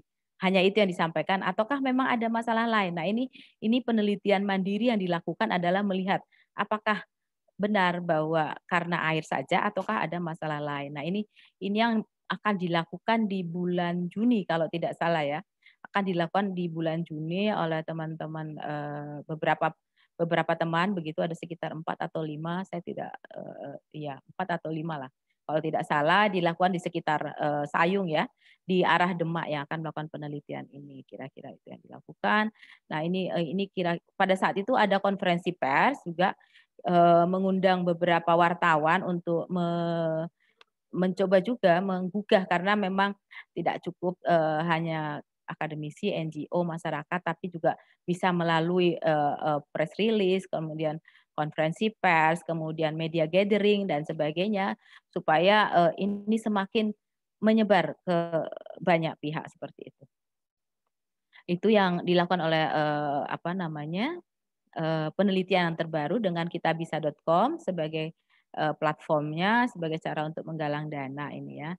Dan ini evolusi, kira-kira Mas Bosman mau menceritakan untuk menggugah kesadaran masyarakat. Mungkin juga tadi disampaikan bahwa sudah ada penggunaan ruang yang cukup besar mulai dari tahun 73 sampai dengan 2020, bagaimana pergerakan yang berwarna kuning yang itu mungkin adalah permukiman. Jadi permukiman itu bergerak sudah cukup sampai dengan di bagian atas ya, daerah atas begitu, yang tadi ada lowland dan upland, maka ini sudah bergerak ke atas semua. Yang tengah itu mulai dari pinggir sampai tengah itu sudah berwarna kuning semua. Jadi sudah semakin banyak permukiman, dan ini nanti lama-lama pasti akan, kalau tidak ada peraturan, tidak ada kebijakan. Sekarang pun sudah ada peraturan, ini juga masih masih bisa bergerak sampai seperti ini, sehingga ini menggugah kesadaran. Ini yang terakhir, bagaimana vegetasi itu semakin menurun sedangkan pembangunan ini semakin meningkat, dan ini harapannya ini bisa menggugah semua pihak bahwa kita harus peduli, kita harus sadar, kita harus punya pemahaman yang sama terkait dengan perusakan lingkungan. Ini yang dilakukan konferensi pers itu yang kalau tidak salah tanggal 7 April, dan ini juga terkait bagaimana mencoba menyampaikan penelitian ini kepada pihak lain, ini melalui IDN Times gitu ya, mengundang salah satu stakeholder Bapeda Kota Semarang dan salah satu peneliti untuk menceritakan penelitian yang dilakukan, dan ini kira-kira gambaran. Itu adalah beberapa hal terkait penelitian dilakukan. Dan satu lagi yang coba kita lakukan, karena ya mungkin amunisi teman-teman di KPSD itu cukup banyak, jadi banyak kegiatan yang dilakukan. Tadi selain buku Malih dari Segoro, kemudian mau melakukan penelitian terkait dengan benarkah bahwa banjir itu hanya disebabkan karena curah hujan yang cukup tinggi, adakah masalah lain selain itu, yang itu juga seringkali ditutup-tutupi juga oleh pemerintah, begitu, tidak disampaikan. Dan satu lagi, selain melakukan penelitian, ini coba mengajak mengajak masyarakat tadi seperti yang mungkin sekolah urbanis begitu ya, untuk mencoba melihat lebih dalam lagi bahwa banyak hal yang harus disampaikan terkait dengan permasalahan itu. Jadi ada forum belajar bersama namanya ya. Forum belajar bersama ini harapannya di bulan Juni itu bisa dilakukan. Jadi lagi melaunching, kira-kira mempromosikan ini menjadi salah satu forum belajar bersama untuk menggugah kesadaran. Nah, ini mungkin adalah kalau advokasi, saya pikir semua juga sudah pada tahu ya. Jadi usaha sistematik gitu ya. Jadi pengennya sih seperti itu. Jadi advokasi itu memang benar-benar bisa mempengaruhi, mendesak terjadinya perubahan, karena ya walaupun juga tidak mudah, karena kita juga melalui buku MDS kita sudah mengundang mulai dari eksekutif, kemudian teman-teman dari anggota dewan juga untuk menyampaikan itu, tapi ya memang tidak cukup hanya satu kali, tapi mungkin juga harus berkali-kali ya, sehingga bisa merubah kebijakan publik yang kemudian menjadi membuat kondisi pesisir Semarang itu, pesisir Kendal, Semarang dan Demak itu menjadi lebih baik, kira-kira seperti itu ya. Harapannya seperti itu. Jadi ini strateginya advokasi mungkin ya, yang bisa kita lakukan, misalnya ini advokasi seperti apa, kemudian sosialisasi, kemudian ada pemberdayaan dan mobilisasi, yang ini adalah gerakan bersama. Jadi harapannya memang tidak cukup hanya dengan 1 atau 2 kegiatan, tapi mungkin ada beberapa, dan memang harus tidak ada kata frustasi, tidak ada kata berhenti, ya harus terus, dan memang ya terus menerus, dan iya seperti itu, dengan banyak orang berjejaring. Mungkin itu Mbak Elisa yang saya sampaikan. Terima kasih. Ya, terima kasih banyak Ibu Mila. Saya akan memberikan sedikit mungkin rangkuman tentang apa yang disampaikan oleh Ibu Mila kepada teman-teman dalam bahasa Inggris ya. So I will give a brief explanation, explanation about what Ibu Mila explained. So she explained about how advocacy in Semarang, which is developed quite organically through the network of people, and who also opening up a new kind of network. So it's like multi-level, multi-level. Maybe multi-level marketing. Start with one and then spread out, and then the group become greater than before. And since the group, the coalition is driven by mostly researcher and scholars, so that's why they choose the convenient tools, which is books, but the book itself opening up a lot of knowledge that usually store inside the university or inside the researcher bins, and is opening up the discussion to the public. And they're doing a series of, I don't know how many events that we already did. I think would be like 100 now. Yes. Like a series of tour to open up this discussion, even with the religious group as well. Usually the religious group never really interested in the issues, environmental issue, but in this case, we managed to collaborate with them as well. Since they have feel that it have to be independent movement, separate from all kind of political background or all those things, so they decide to do independent crowdfunding, collecting money from the platform, but at the same time also selling the books as well to finance their further activities. And for your information, Semarang is somehow a bit similar to Jakarta. They're having a land subsidence problem, flooding problem, but the solution that come up from the government is somehow similar, to build a giant infrastructure. But the giant infrastructure itself doesn't answer the problem, which is the land subsidence. So the purpose of that infrastructure actually to build more toll road, and at the same time closing the bay from the sea. So yeah, okay. So now we travel to another city outside Indonesia. So we have 3 people from Inhabited Sea project in Mumbai. So are you guys ready now? So the screen is yours. Let me share the screen.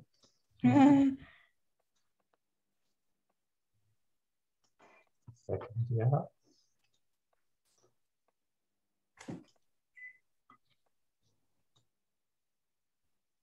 Okay, can everyone hear me okay? Thank you so much, Alisa, for this kind invitation. It's been so great to hear about the incredible work that all of you are doing in Semarang, in Jakarta, and also to hear, as you all are talking about, it's not just in some ways situations that are shared across Semarang and Jakarta, but also with Mumbai, which is a little bit farther away.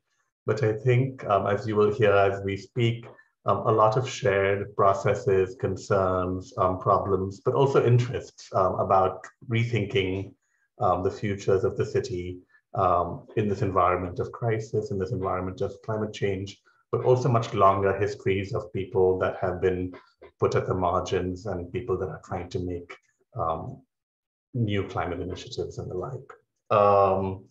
So, I think what we'll do on behalf of Rohit, Lalita, and I spoke a little bit before, I'll give you a very quick introduction or overview to the Inhabited Sea project, which is itself a collective of many other projects. And so we will then take the time to talk about each project for 5 minutes within that, if that sounds okay.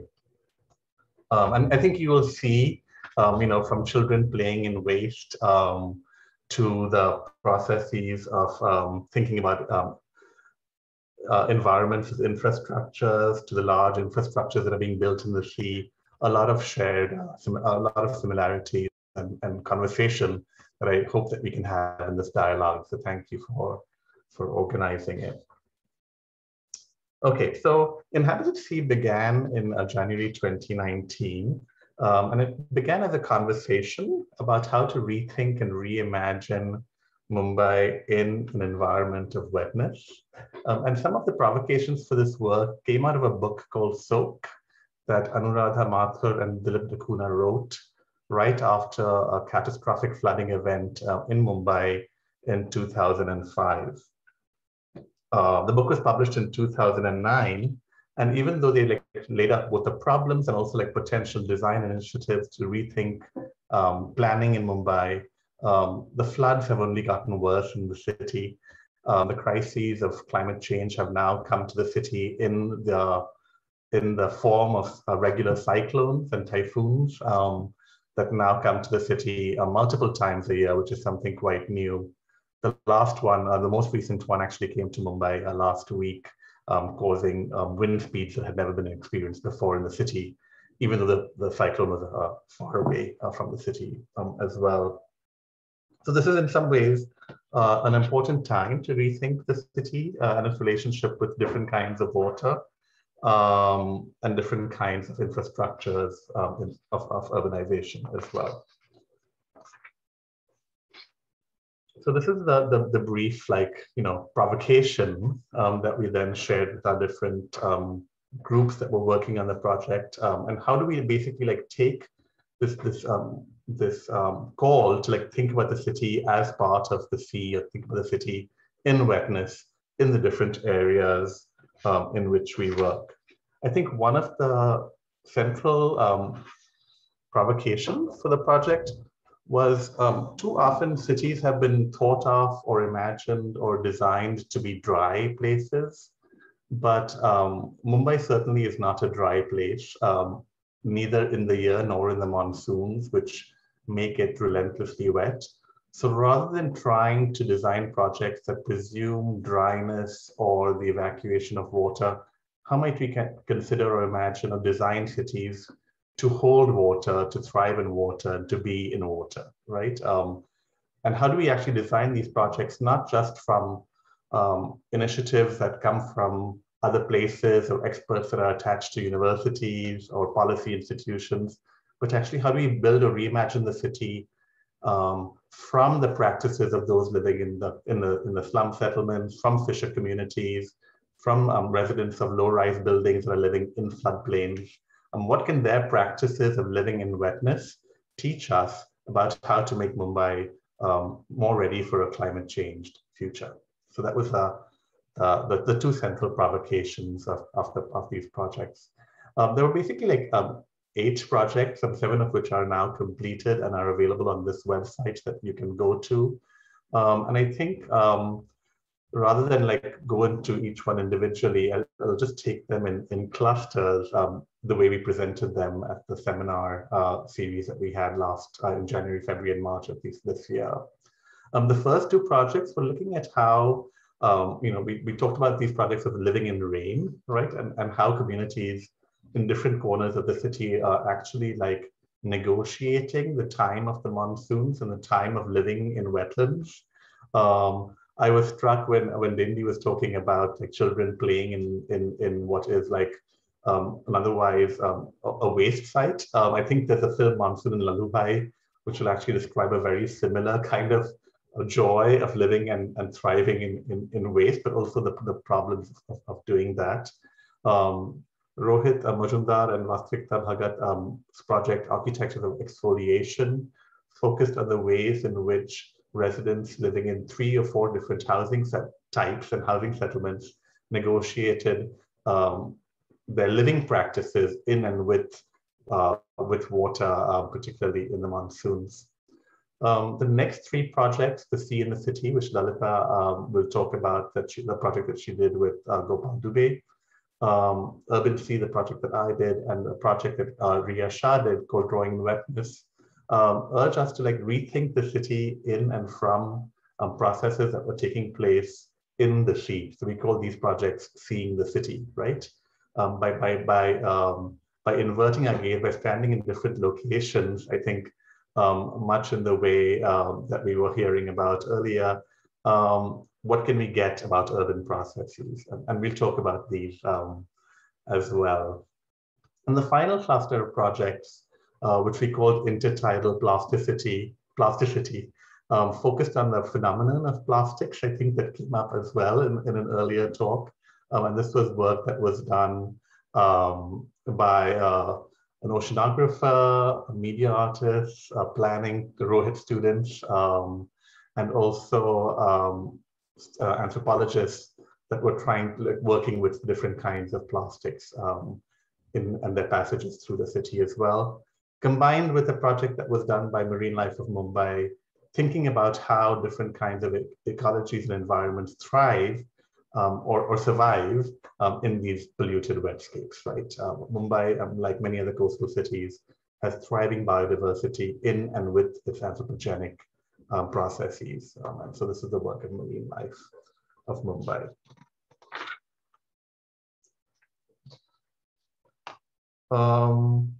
Yeah, so I think that's all by way of an overview. I encourage you to go on the website whenever you like or whenever you can. All the materials are actually on the website, including, I think, if you go to the events page, you will see the 3 different seminars we held, and they're all available to watch online at a different time, should you want to hear us talking about them. So with that, maybe I'll pass it over to Lalita, who can get us started with the first project, the Sea in the City. My next slow too. Thank you, Nikhil. And thank you so much, Elisa and Rujak. It's great to be here and part of this conversation. As Nikhil said, so many overlaps, so I'm really excited. So I'll talk a little bit about the project, The Sea and the City, that my colleague Gopal Dubey and I did with the help of, in fact, our filmmaker, Pooja Das Sarkar. We made, in fact, a short 20-minute film, and I'll show you a very small clip from the film today. And I'd love it if you'd watch it, watch the whole thing. It's on the website, as Nikhil pointed out. So we started off with the question under the broad framing of Inhabited Sea. We started with the question of what does it mean to live in the city? And for most of us, living in the city is living in and amidst expanding concrete. And yet, our question was really about, can one live in expanding concrete and also live amidst wetness? And so therefore, our focus was really to look at this through the experiences of Mumbai's indigenous fishing community, the Kodis. So we made this short film looking through the eyes of the Kodi community, particularly one fishing village on Mumbai's eastern seaboard, which is basically the Thane Creek area. So the film is framed as a juxtaposition. And we look at the story, in fact, of 2 cities, 2 Mumbais that are entangled in dynamic tension. So the first city is a knowledge of and experience of Mumbai of the sea. And this comes from living according to the rhythm of rising and falling water levels, where temporality in the Kodi's fishing practice is deeply connected to temporality in land use. And this informs, in fact, the Kodi's relations with the sea, with the land. And this, in fact, transcends then the fixity and claims associated with property ownership. And if the first city is the experience of Mumbai of the sea, the second city is an experience of Mumbai that emerges then from the fishing community's encounters with the terrestrial, the propertied city, one driven by the imperatives of capitalism. Today in Mumbai, the city of the sea seems set to be consumed by the city of property. And what we do is we tell this story through fisher experiences of infrastructure projects that capture the coast and the sea, through embodied understandings of toxicity, of surveillance, and of catches of garbage. So I'll just show you a short clip here from the film. Nikhil.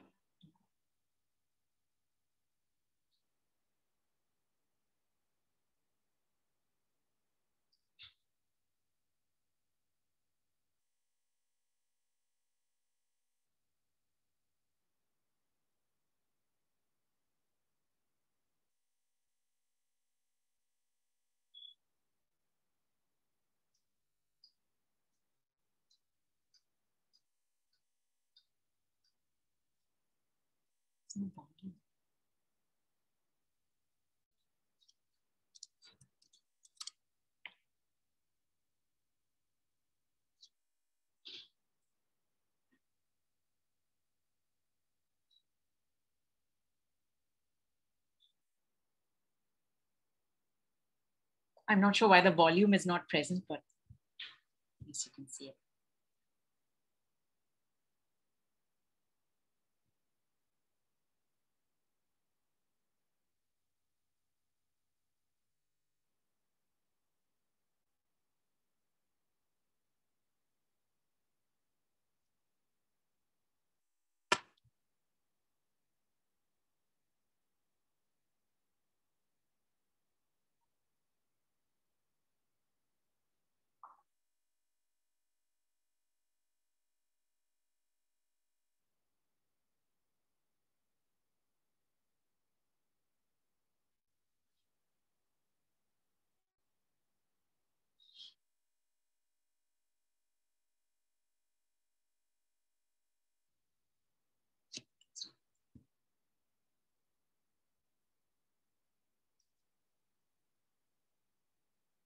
Nikhil, you can cut the clip.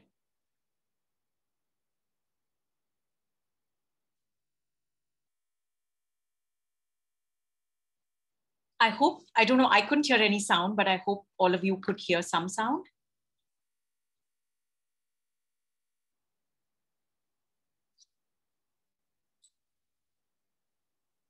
Can you all hear me? Yeah, I can hear you. Sorry, Lalita. Maybe it was because I was muted. I didn't see the chat because I was sharing the screen. So okay. Maybe I should have been muted. That's fine. That's fine. No worries. At least people could read the subtitles, even if you couldn't hear the voices. So this the film clip that I showed really tells in some ways two stories. The first is really a slow estrangement from the sea, and then consequently a turn towards the land. But this is a movement that's in fact marked by struggle.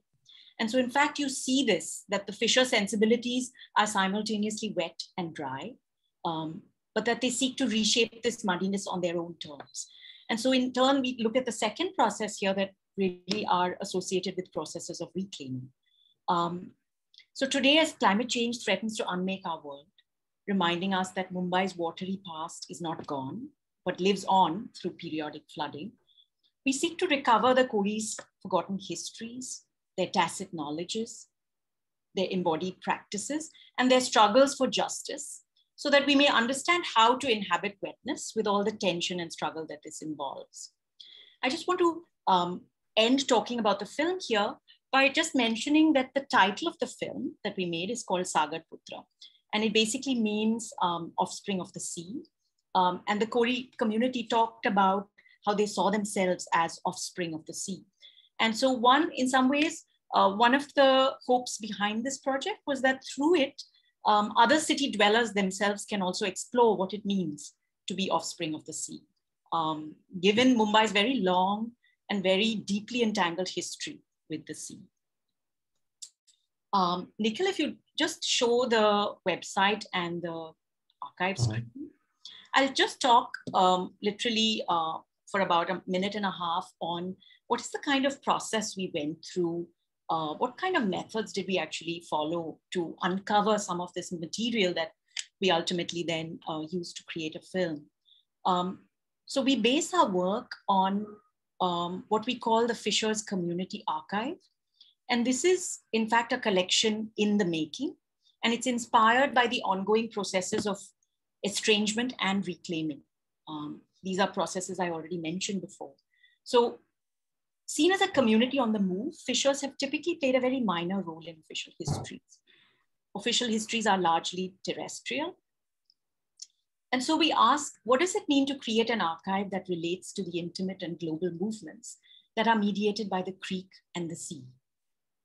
That draws from customary rights, livelihood rights in this case, to fishing, and relations with beyond human entities, such as land, sea, mangroves, fish, that transcend territory and cross property boundaries.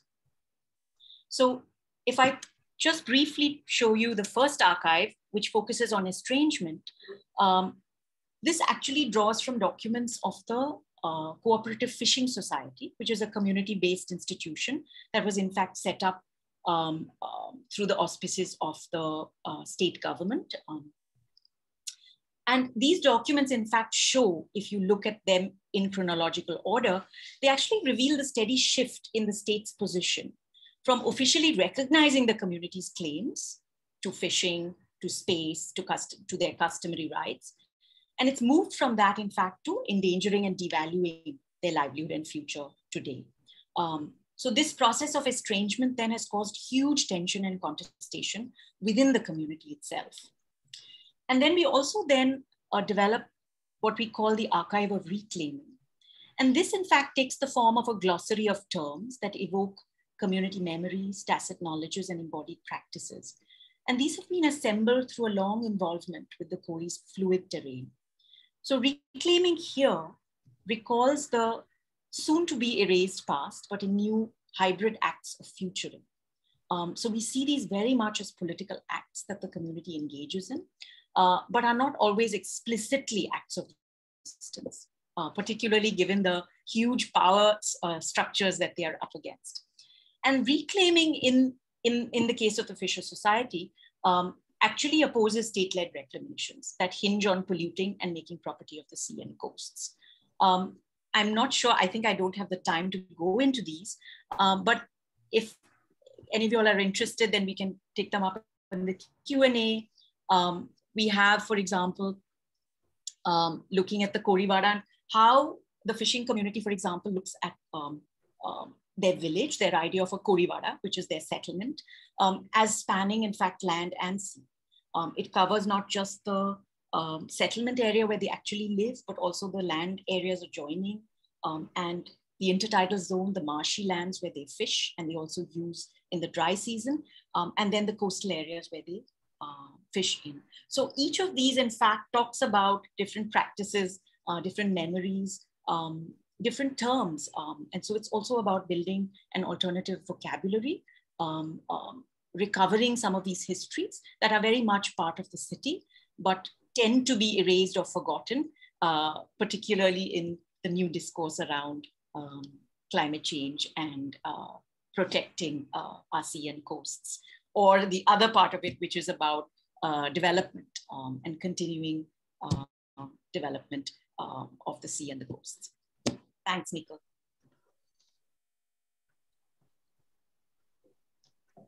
Thanks, Melita. I'm sorry about the sound trouble. I thought that if the video is playing that I should be quiet, but maybe that's both quiet. No worries, no worries. Okay, so I think I'll go next just by way of a brief introduction for the work I'm doing. And here it follows very nicely in some ways from what Lalita was just talking about.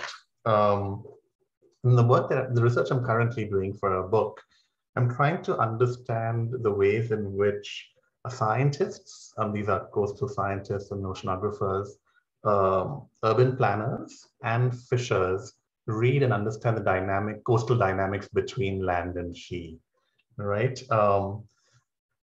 as Dilip Dakuna, someone that we've been working closely with, mentioned, it's not just that different people have different understandings of what's going on. They're actually seeing different things, right? So when fishers see the sea-land interfaces, they're actually seeing something that's fundamentally quite different from what urban planners might be seeing or coastal scientists might be seeing. Or for that matter, even coastal scientists themselves see different things. So what I was actually doing in the course of doing this research is actually spending a lot of time with coastal scientists, fishers, and planners to understand what they saw in these dynamics between land and sea, what they saw and what they did not see.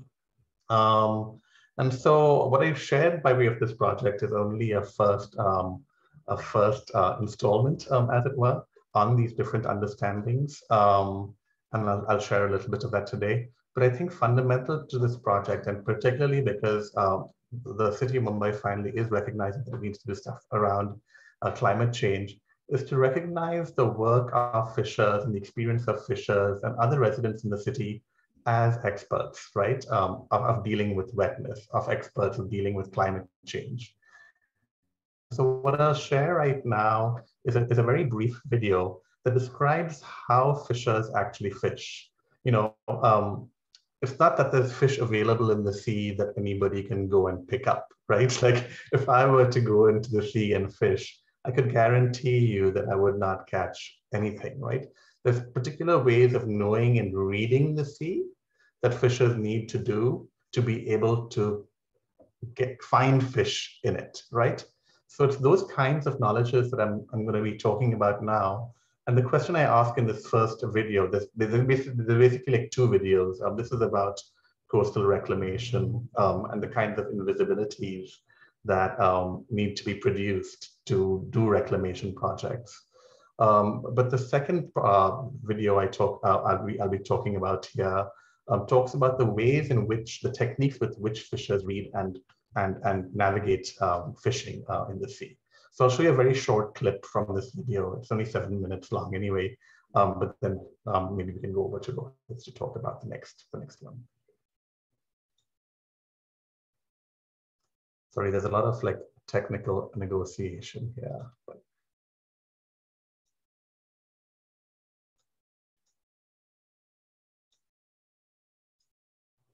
Living in both land and sea, Koli fishers live in over 15 fishing villages, or Koliwadas, in the heart of Mumbai.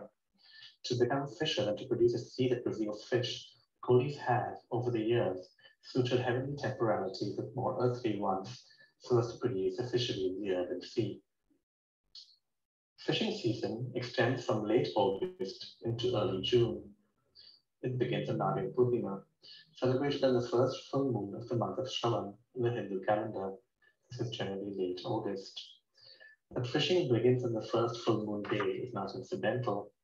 The tides are strongest on the days of the full and new moon every month, when the most bountiful catches are caught. Accordingly, through the year, fishing labors focus on the days preceding and following the full and new moon. While the moon advises fishers to narrow fishing times to conducive times of month, the sun advises them of when, on a given day, they may be most likely to catch fish. Fish, my friends tell me, move to and from shallower waters at dawn and dusk. So fishers rise before the sun to catch the fish that rise with it.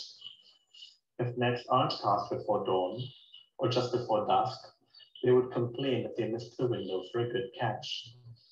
Taken together, fishing times are ordered by attending to the relations and positions of the sun and the moon and the earth as they orbit and rotate around each other through the days, months, and years.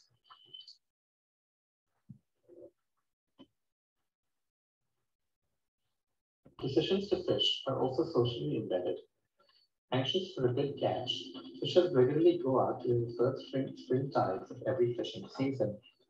But as the season wears on, the decision of whether to go out fishing on the edges of the sea is socially decided based on whether and where others have caught fish the previous day. This, together with the color of the water and the wind speed, inform the decision of when to fish. The practice of casting nets and deciding precisely where to fish is also socially negotiated. The different fishing villages each establish their contiguous fishing areas, Within this area, fishers from the same village actively negotiate distances from other nets that are already in the sea, trying to keep both some distance and yet be close enough to create a cascade of nets across which fish cannot cross. Here too, nets have dynamic relation, not just with others claiming fisheries, but also the winds and the tides.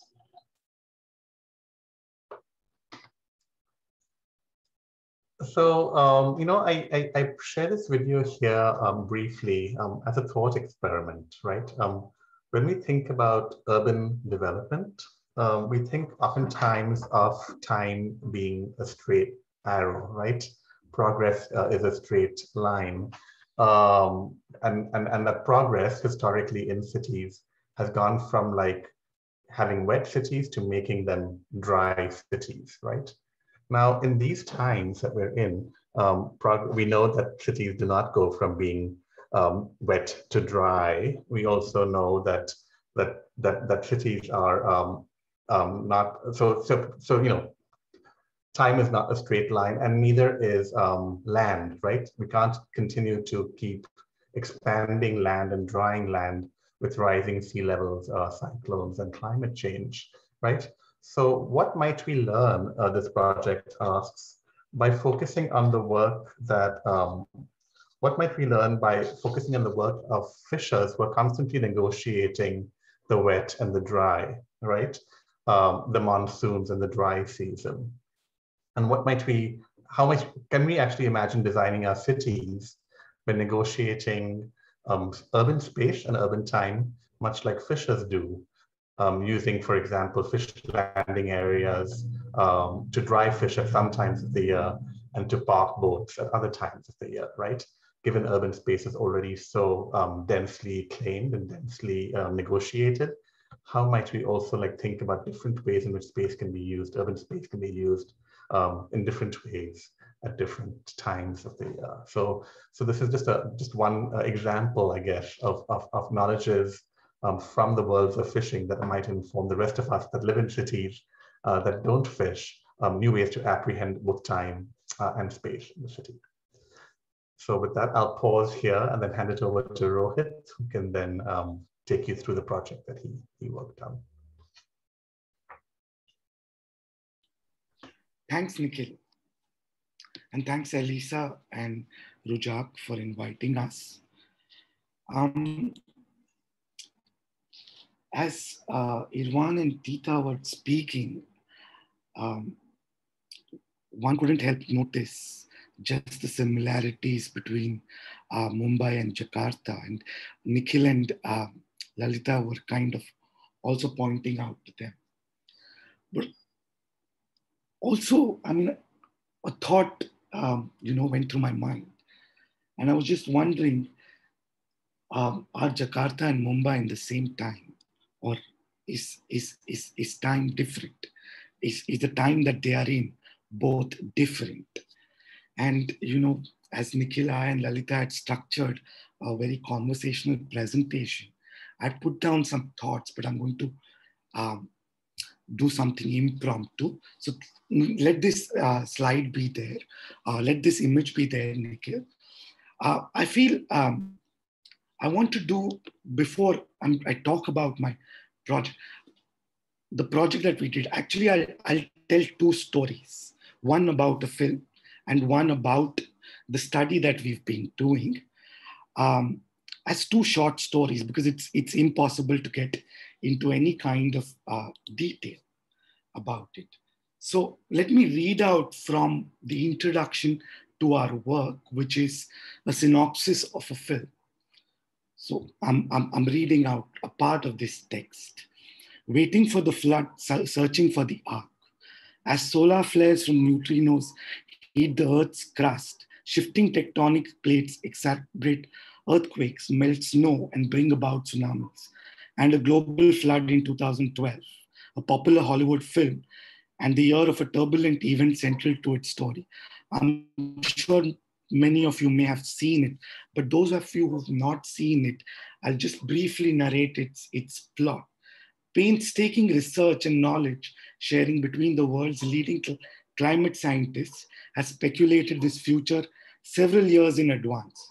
their climate modeling goes for a toss when chain of turbulent events leads to the flood's arrival much earlier than anticipated. In the meantime, top leaders and bureaucrats of G8 nations are engaged in virtual dialogues to envision a disaster management plan for the imminent event, while scientists correct their climate models based on updated information. And the film's plot unfolds against the grain of collaboration and exclusion, surveillance and murder in the face of catastrophe. The film tells the story of its protagonist's attentiveness, cunning, and heroism to save his estranged family and few individuals from being wiped out by the flood as they find their way to the secret location of the arks. When the waters recede, the people who are on the arks find themselves on the African nearby Drakensberg Mountains at the Cape of Good Hope.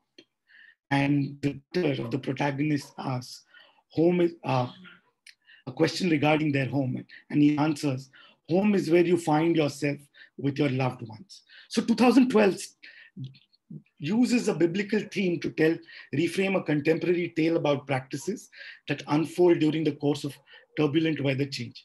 The New Age oracles, the climate scientists, foresee apocalyptic futures of weather change and flooding in their crystal ball, while the Platonian gatekeepers, the planners, profile populations and market opportunities.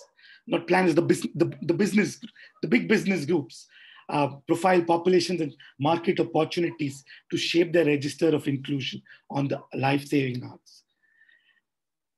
The whistleblowers, the planners, perish in the attempts to speak truth to power, and an ignorant majority of the world is doomed to be wiped in the face of catastrophic weather change. The film crafts a visual and oral narrative to shock and awe its audience to a possible apocalyptic future, and in turn makes an implicit moral plea to shape a register of inclusion on the arcs that is socially just.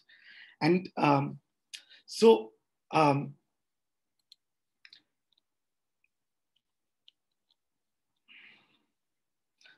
similarly, current conversations in Mumbai, in these news reports that are there on the screen, which have been framed against the backdrop of the gathering storm of weather change and rising seas, sketch extreme ends of a teleological future.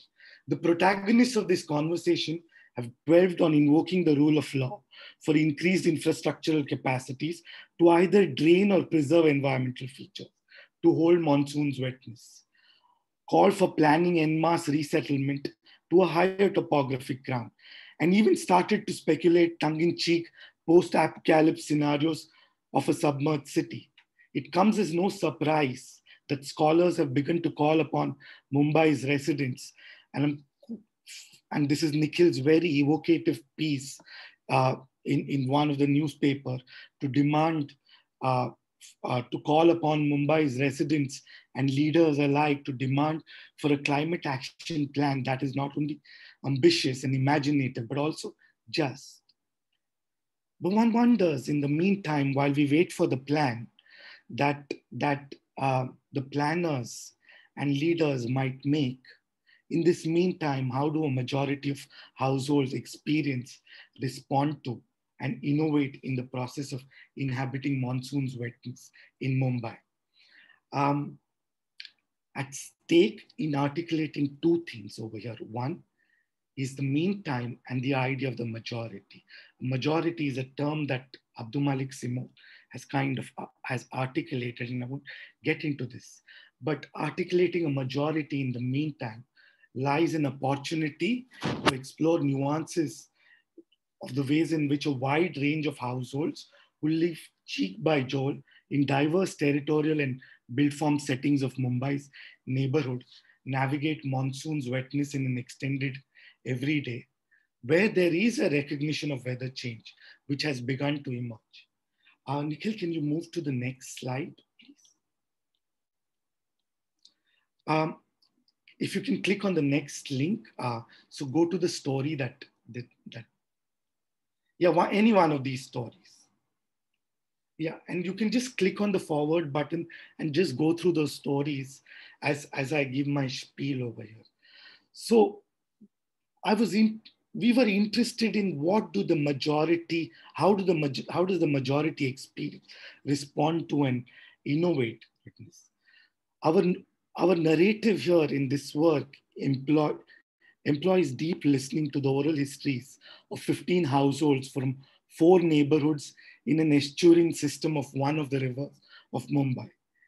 In narrating the textual and visual stories of each household, we unravel fragments of the intersection between the social and national histories of 4 localities in suburban Mumbai. And as Nikhil goes through these visuals, I'll tell you another short story. So the first story that I told you is Take One, Apocalypse and the Majority World. And the second story that I'll tell you now is Anticipation and the Majority World. The neighborhood that I live in and where this research is being conducted,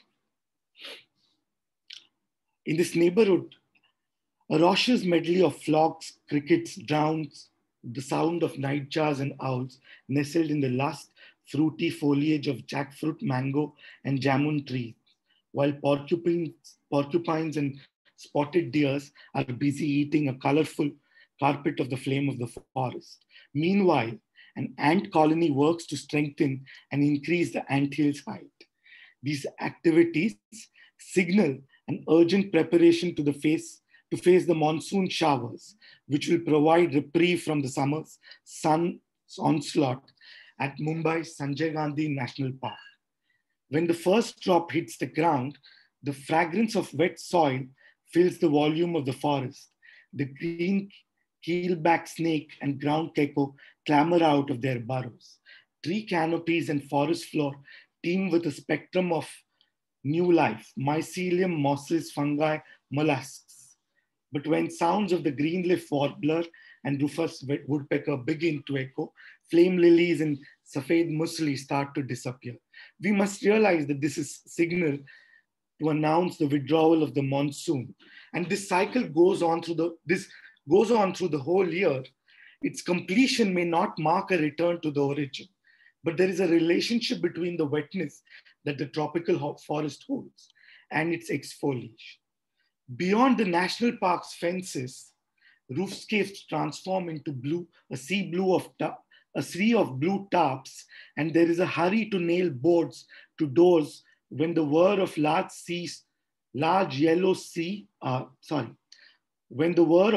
yellow sawtooth excavators gather around silt molds, around watercourses that traverse from the forest's edge to the creek. These are preparations to face the monsoon's showers. Musty air makes doors and windows smell. Mushrooms, mosses, molds grow on stone and wood alike, while warts appear on plaster and wood surfaces when termites traverse to a higher ground. People scurry to lift furniture and park vehicles on a higher ground as drains overflow. Earthworms, snails, snakes, and fishes pay the occasional uninvited visit to homes when such overflow assumes full force. Tarps shed when the sky clears, wet walls are repainted, loose tiles are fixed, and new ones are laid to hide damp patches. The play of heat and moisture exaggerates the peeling and flaking of paint. Wood and bamboo rot when the wind turns still. Skins of nylon or aluminum nets allow houses to breathe while keeping mosquitoes, pigeons, rats, and squirrels at bay.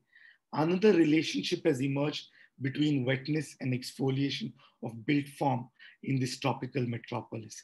And these drawings that you see are of one of the built is a story of an extended everyday over 50 years of one household in an urban village, in an apartment building, in Chawl, which is derogatorily called as a slum, and in bungalows. And you see similar experiences of responding to the monsoon. We make three arguments through this work, or there are 3 findings that emerge in this work. First, different intensities of wetness in diverse territorial settings allow for the settling of varied income groups. The diverse settings of land and buildings, so urban villages, town planning schemes, private plotted subdivisions, unplotted vastis, the so-called slums, are not only porous to different differing intensities of monsoon's waters here, but also to particular groups of people. Second, wetness weaves in the life spaces of households with varied and changing rhythms and temporalities of linear time. For instance, changing household configurations, livelihoods, entrepreneurship, social and economic networks, and changes in build form, as well as cyclical time. For instance, the seasonal and annual weather, everyday routines, so on and so forth. Households in this intersection are engaged in anticipatory practices of calculating opportunities and risks to negotiate the spatialities of wetness to endure and improve their life chances. Third, the changing and intersecting rhythms and temporalities of linear and circular time shape the material practices of foliation and exfoliation of waveform. We define exfoliation as the processes and forms of layering, shedding, folding, and fission that shape build form transformations, but that also occur in life. It is both a biophysical and a socio-political process. And I'll stop this section.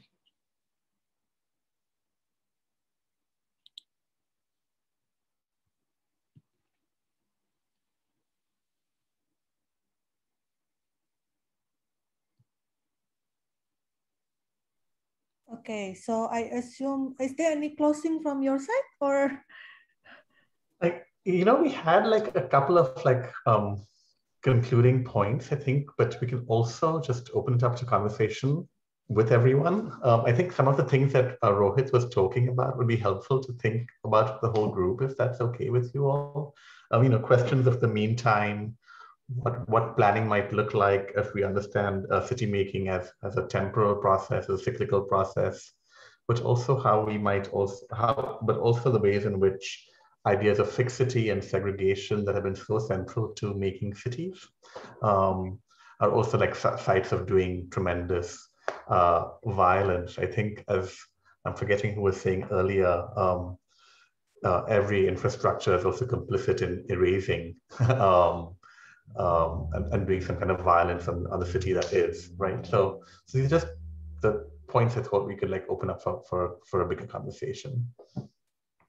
Yeah, it's supposed to be dialogue anyway. So, but the conversation already happened quite a lot in the chat. As you can see, there's like I said, we don't really have an opportunity to learn about Indian cities. So I guess there's some people ask about curiosity about how the fisher folk operate, but some of them also already answer. But coming from the Rohit presentation, actually in the beginning, Ibu Mila also present a bit about the house, which is, if you're talking about wetness, but in Ibu Mila presentation, but you cannot see the picture quite clearly because it's quite small. The house is always underwater, but somehow the residents always manage how to come out dealing with the water, either to make a raised platform or making a construction, have to build up their home on top of their old home every 2 years. So it's just crazy, but they keep doing it for I don't know how many decades. So yeah, so it's a good one that Nikhil also opened up a discussion here. Is there? But I want to leave it to the presenters from Jakarta. Maybe is there anything that you want to respond from Mumbai side, and also from Nikhil question about the space and everything. Mbak Tita, Mas Iwang.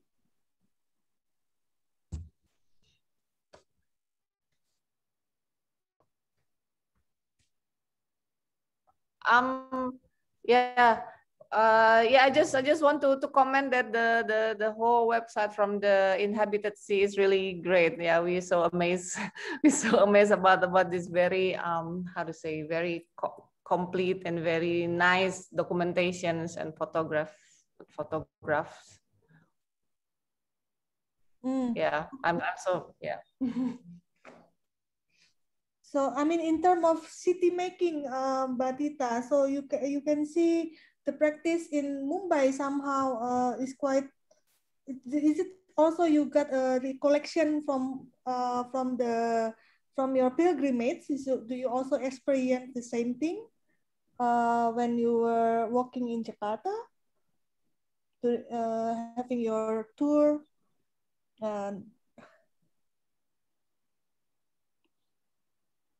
Yeah, well, yeah, it's basically it's like when we start the project for walking, it's like the sea calling us. We don't have any like very clear goals. Even today, we don't know what we are to do. But the experience that the capacity of our body to absorb so many senses during that walk, it makes us think deeply about many things.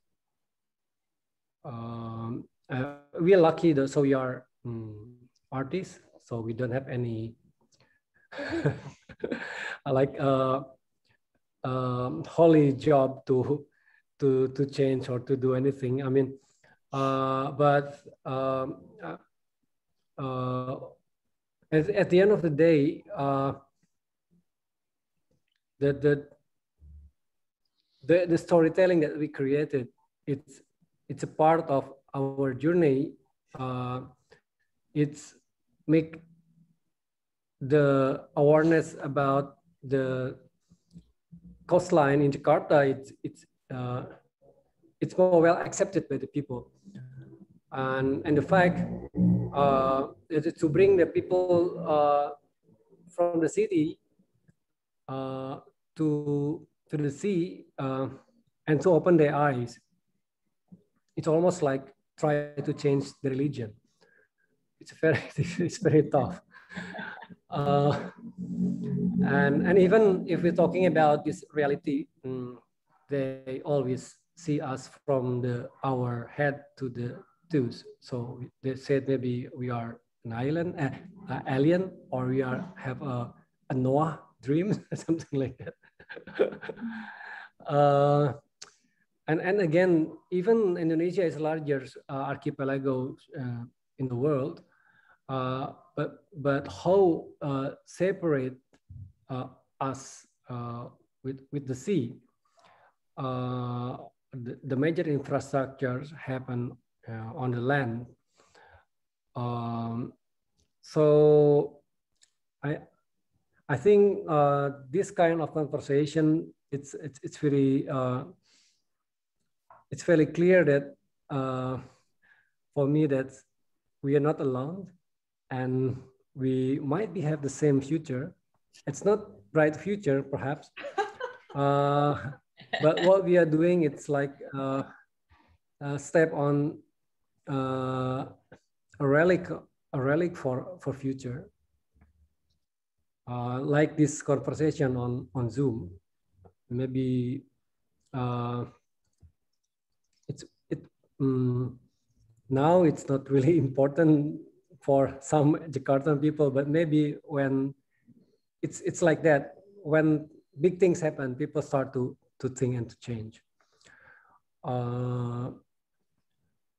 And the good things about the demography of Indonesia right now, especially in Jakarta, we are on the era of the bonus demography, which is so many young people, but we are unlucky to have old men in the policymaker, which means their dreams, their hopes, and they imagine about the future.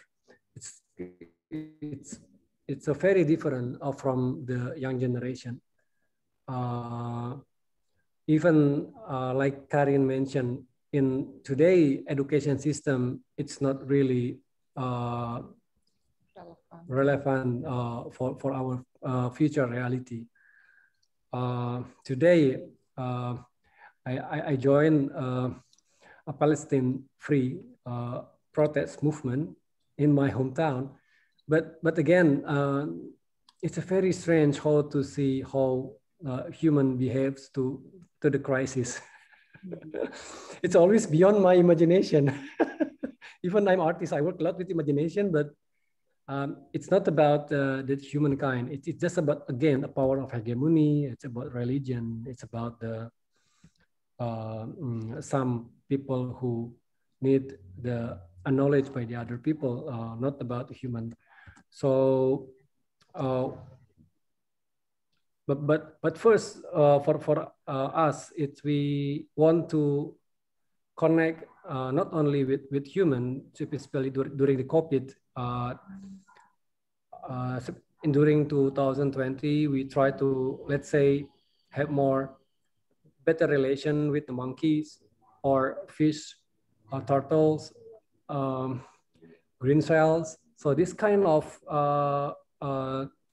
beyond humans, it's makes me more really careful to think about our existence. I think even in Palestine, they create such a terrible damage, but in the reality and every day in the coast in Jakarta, the damage for the ecosystem, or maybe in other part of Indonesia, they demolish any other species. It's still brutal, but in a different level.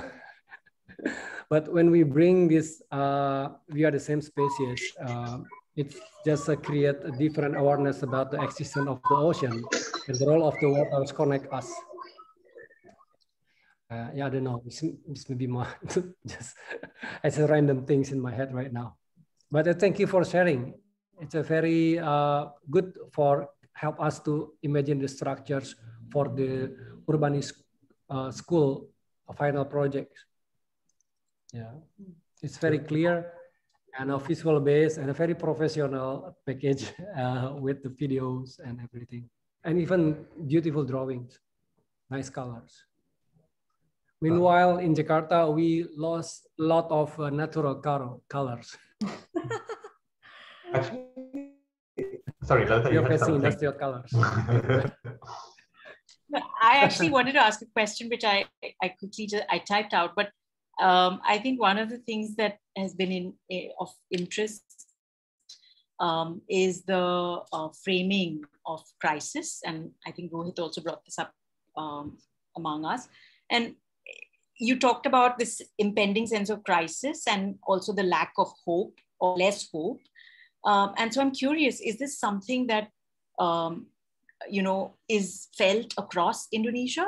All age groups? Is this something widely understood, what the climate crisis that stares you in the face, and thoughts about the future, or the whether it's bleak, or I'm just curious because in India, for example, or even in Mumbai, which is so much at risk, there's actually far less awareness, or I mean in some ways I think urbanization or real estate development or pollution is actually a much bigger issue and generates far more conversation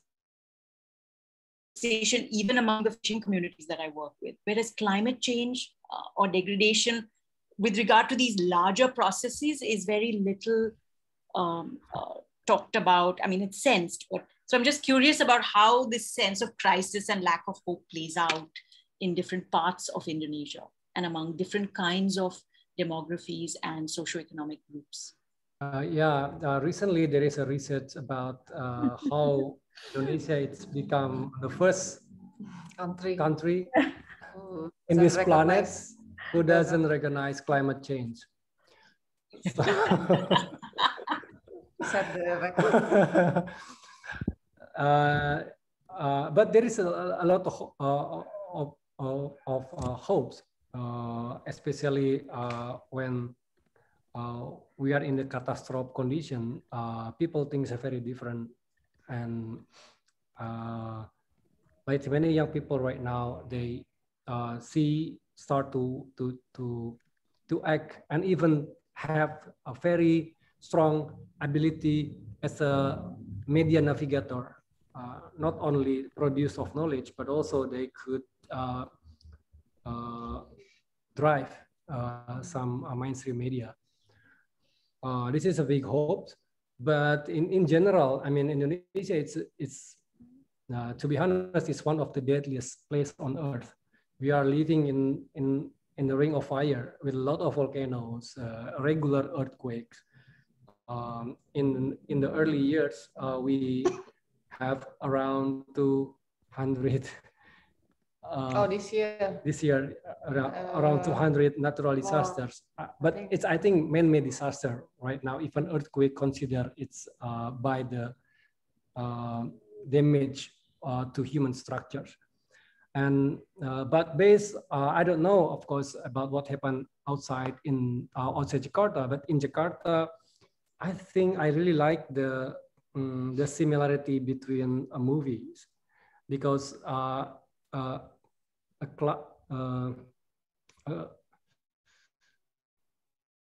tide and low tide, it's always like really in cycles. Even the floods, like every 5 years, there is like massive floods. So this is like a biggest drama in the public. Then people will put a lot of attention, they're crying, there is some victim, there is a ritual, there is a politician will campaigns, and there's religion groups will make a big hopes for the better Indonesia. But then when the disaster gone and we're facing the new change, it's again starting forget about it and start a new drama. So current waves or disasters is in 1 year. It looks like very similar to dramaturg of movies or Hollywood or even Bollywood movie. It's a very similar. So, and which the drama, which the saddest, and who is the hero, who is the victim? Unfortunately, the marginalized group is always a victim, and the heroes is always a politician.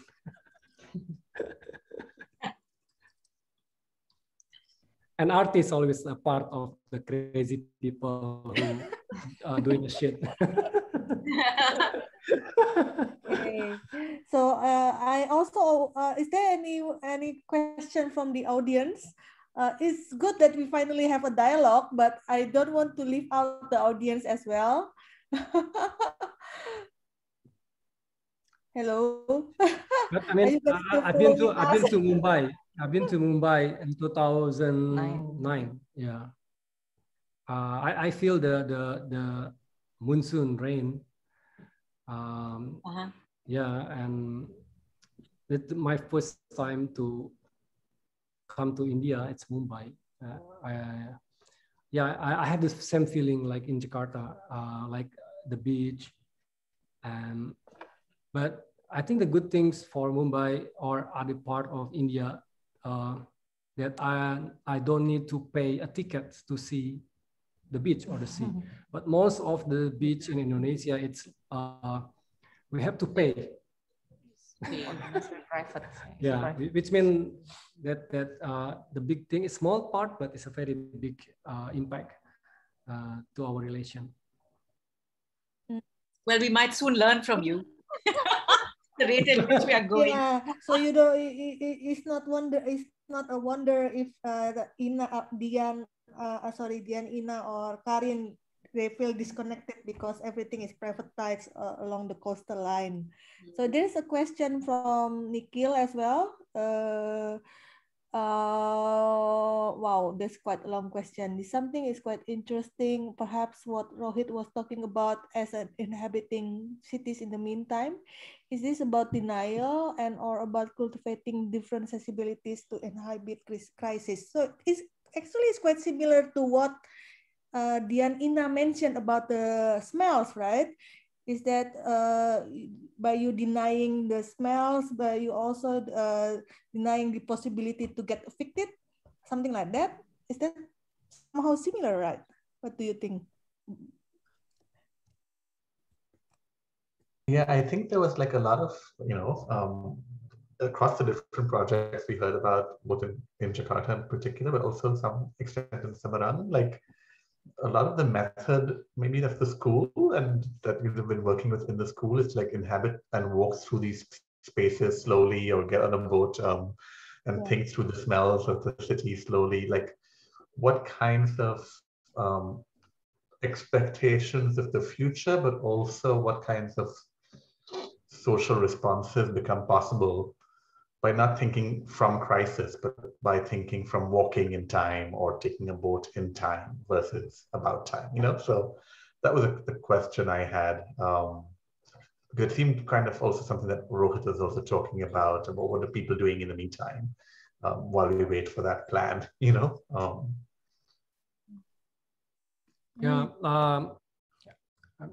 In Jakarta, we could die because walking, because the driver is very aggressive. They never break the brake when we cross the street. So I think walking is a very challenging and it must be the most safest act, right? But it's the most dangerous in Jakarta. So, but by walking, it's like how we are put our body and facing a huge tanker ship, for example, or facing the truck. It's like man versus machine. That we bring to the most weakest point of our position, but it could be the strongest part because we don't have any shield, and this is make us more easier to engage, to communicate, or even to build the trust during the walk.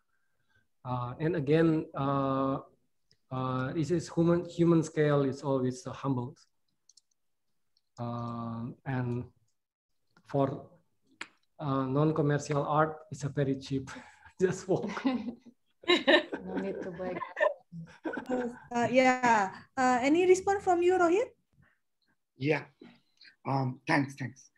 Irfan, that was so powerful when you said that, people could die while taking a walk, literally, in Jakarta. And I meant that, Mumbai and Jakarta seem to be in a different time, specifically because of this, at this moment.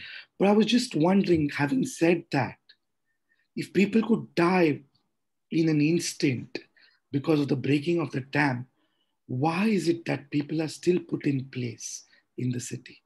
Why do people still put themselves in place in the city? How do they anticipate, and what do they anticipate in terms of their future? And that opening out, one way to answer this might be they have no other option. But I'm sure there is some kind of, just like we observe it in Mumbai, there is some kind of an anticipation of the future in spite of the challenges, dangers, while living near very dangerous conditions, environmental conditions, which happens even in Mumbai too. That households calculate that risk. And Nikhil, he was talking to us and mentioning that crisis seems episodic. And therefore, when these crises that many of you all showed us in Indonesia, how does the episode of the crisis and the everyday, how does that intersect, and what kind of anticipations exist in the life of people? So it's hard to talk with people because people have a very capability with the language. I observe to the monkey communities who live in the last mangrove in the northeast part of Jakarta. This monkey is facing a constant crisis by the massive development of residential and changing of the land. So this monkey, it's like they're very brutal. They contaminated that with the mercury and timbal, and they have to eat from the rubbish because lack of natural foods. And later on, some monkeys act like beggars to ask food from human. So this monkey, it's like created some small groups, and they could kill each other brutally. But when they're facing a bigger groups, they make a coalition. They make a war to keep their own resource. And why they act very aggressive? Because the limitation of the resource, and also a constant crisis by the sound of the jet, which is very near to the airport. So 24 hours, they're exposed by the high decibel sound. When I'm standing in the middle of the city of Jakarta, I always imagine myself as a monkey. And that's what people behave the same, like a monkey. It's like maybe it's like a tribal monkey. It's too direct, but like the attitude of tribalism. But the similarity that I really want to learn from monkey, not from human, it's the capacity for these apes to nurturing or to have a temporary altruism. For example, when the younger monkey, they got attacked by the very big monkey, some monkey will sacrifice themselves to protect. It's happened like in Jakarta during the riot protests or the violent erupts. The collaboration will work immediately without command. So this is a very beautiful because in this level it creates such a universal value as human being. There's some chaotic condition, but we still create apes. Our attitude, our mindset, our ancient facing the threats, and then want to sacrifice our life for other lives. It's happened every day. So by being in that crisis all the time, people also have the small oasis, the opportunity for them to feel as a human. The rest, they are animals, include me. I hope it's clear.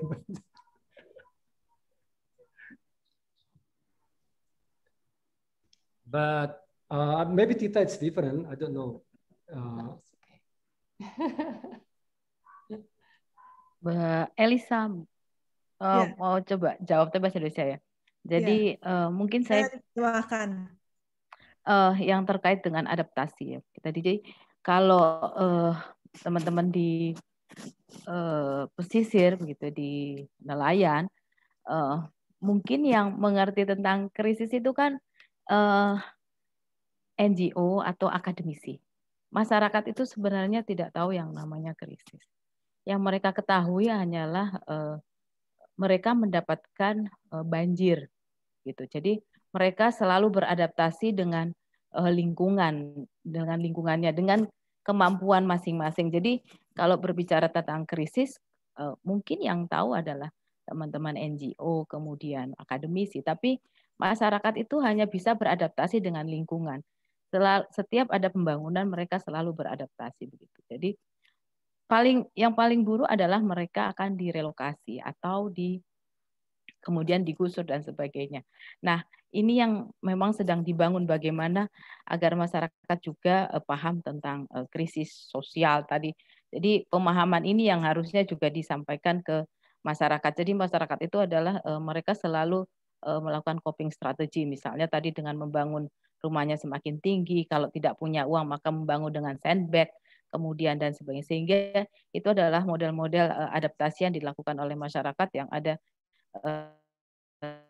di pesisir. Jadi itu memang benar tadi disampaikan Mbak Tita tadi bahwa sebenarnya masyarakat Indonesia itu yang namanya climate change ataupun krisis itu sebenarnya tidak ada di dalam kepala masyarakat nelayan khususnya dan lokal community itu tidak ada. Jadi yang ada itu mungkin masih di kepala akademisi dan NGO. Nah ini yang mungkin sama-sama kita dorong bagaimana agar mereka juga mengetahui tentang kondisi itu. Gitu Mbak. Jadi itu sehingga mungkin ya itu belum sama, sehingga itu yang dilakukan oleh teman-teman pesisir. Gitu Mbak. Okay, yes, it's already been translated. So, but basically, I think the problem is in the language itself. When you discuss about the crisis, the way they comprehend what is the crisis is different about what the crisis that we're talking about today. Tonight for this, because by the time they see flooding, they don't see it as a crisis. They see it as something that may need to be adapted or need to be obstacle that need to be handled by themselves. So they rarely ask who's the one who is responsible and something like that. So I guess it's different set of mitigation on their part on dealing with the crisis itself. Again, it's a different language and different perception. So probably for you, it's a crisis and we're wondering why you still want to live there, but for them, apparently it's not that crisis much.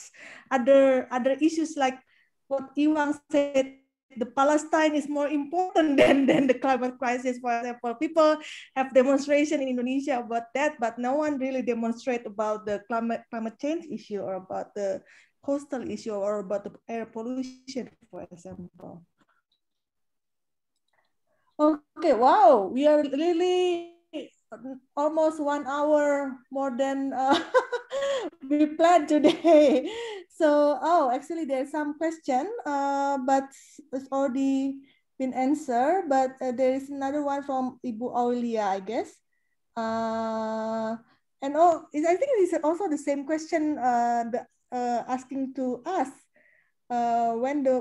since when Mumbai government admitted that Mumbai facing climate change impact. Do you also admit that you are on a crisis as well? Yeah, so this is actually a good question. Like I think maybe 4 or 5 years ago, no, maybe a little bit longer, that the Indian government changed the name of the ministry from Ministry of the Environment and Forests to Ministry of Environment and Forests and Climate Change. And similarly, all the state governments also changed their names of their environment departments to incorporate climate change. There was very little else that had been done in the city or in the state around adaptation or mitigation projects. And this is responding to Alia's question. And it's only this year, and there was climate change studies that were done about the impacts, but there's only this year, as Lalitha was pointing out a couple of months ago, that the city actually formed a climate change cell and is putting together a climate action plan in the city, a climate adaptation plan, sorry, in the city. But this is not to say, I think, that as Rohit was pointing out, but also as Mila was pointing out, residents are already living with the effects of climate change by building another floor or by moving furniture in particular kinds of ways, as Rohit has described. It may not be called climate action or climate adaptation, and there's a politics of that, right? Like, when is something called climate adaptation? But those practices are already practices that are in the world and that people are acting with today. I don't know if that helps, Aulia. So, there's recognition, different levels of seriousness, but also what gets called climate adaptation is a good question. Just one thing I wanted to add here, which is also interesting. I think it also depends on what is seen as new and maybe threatening. Like, so for example, flooding has happened for a very long time. So in some senses, to disaggregate and pinpoint the cause of flooding and attribute it to something big like climate change is also harder to do. And so, but what I'm seeing, and this is something maybe Rohit and Nikhil, you all also can add in. But the recent cyclones that we've been having on the West Coast, so we just had one last week, and then we had a similar one last year, almost at the same time, last June. And now there's talk again today, there was some writing about how there's some new low pressure forming and there might be another cyclone. So now this, I think, has also caught some additional attention because historically the east coast of India has faced all the cyclones in the Bay of Bengal. And those states in some ways are far more prepared and far, have created elaborate kind of plans and strategies for how to deal with cyclones because they've been having them for so many years. But the West Coast has not faced cyclones. And so that I think I've been hearing more and more people talking about cyclones and attributing this to climate change. And so this, I don't know how this is going to affect going forward, but. Yeah. Okay, I think I really have to stop this, otherwise we will continue until tomorrow. Ada yang nanya tadi satu kayaknya Elisa. Huh? Ada yang raise hand. There is someone. Bugi Yusuf mana tadi? Bugi ya, Mas Bugi. Udah nggak ada ya? Ini ada, tapi nggak raise hand tadi. Masih ada kok. Iya. Oke, kalau atau bisa dituliskan gitu atau karena kita udah mau 1 jam telatnya selesainya nanti pada ngantuk semua di Jakarta. So because it's almost 11 p.m. now in Jakarta, in Indonesia, most west part of Indonesia. So I guess I have to close the session, but I believe that after this, perhaps Iwang and Tita, or even from Rohit, Nikhil, or Ibu Mila, or Lalita, you can email each other and build some more dialogue after this, or even I don't know whether you can. I'm sure that we learned a lot from today, and I also learned a lot from Rohit, for example, especially because my background is in architecture. So I really like all the maps and all the drawings, all the plan, and how you interpret what happened to their livelihood, to the maps and to the drawings again. So yeah, thank you again to the Semarang team, Jakarta team, and also Mumbai team.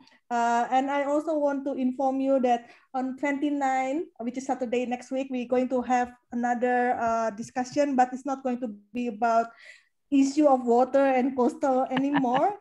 It's going to be about the informal economic. So we will have a speaker from Manila, from Sao Paulo, and from Bogota, who also talking about the solidarity and resilience during the pandemic time in the informal sector, in the informal economic sector. So again, thank you so much.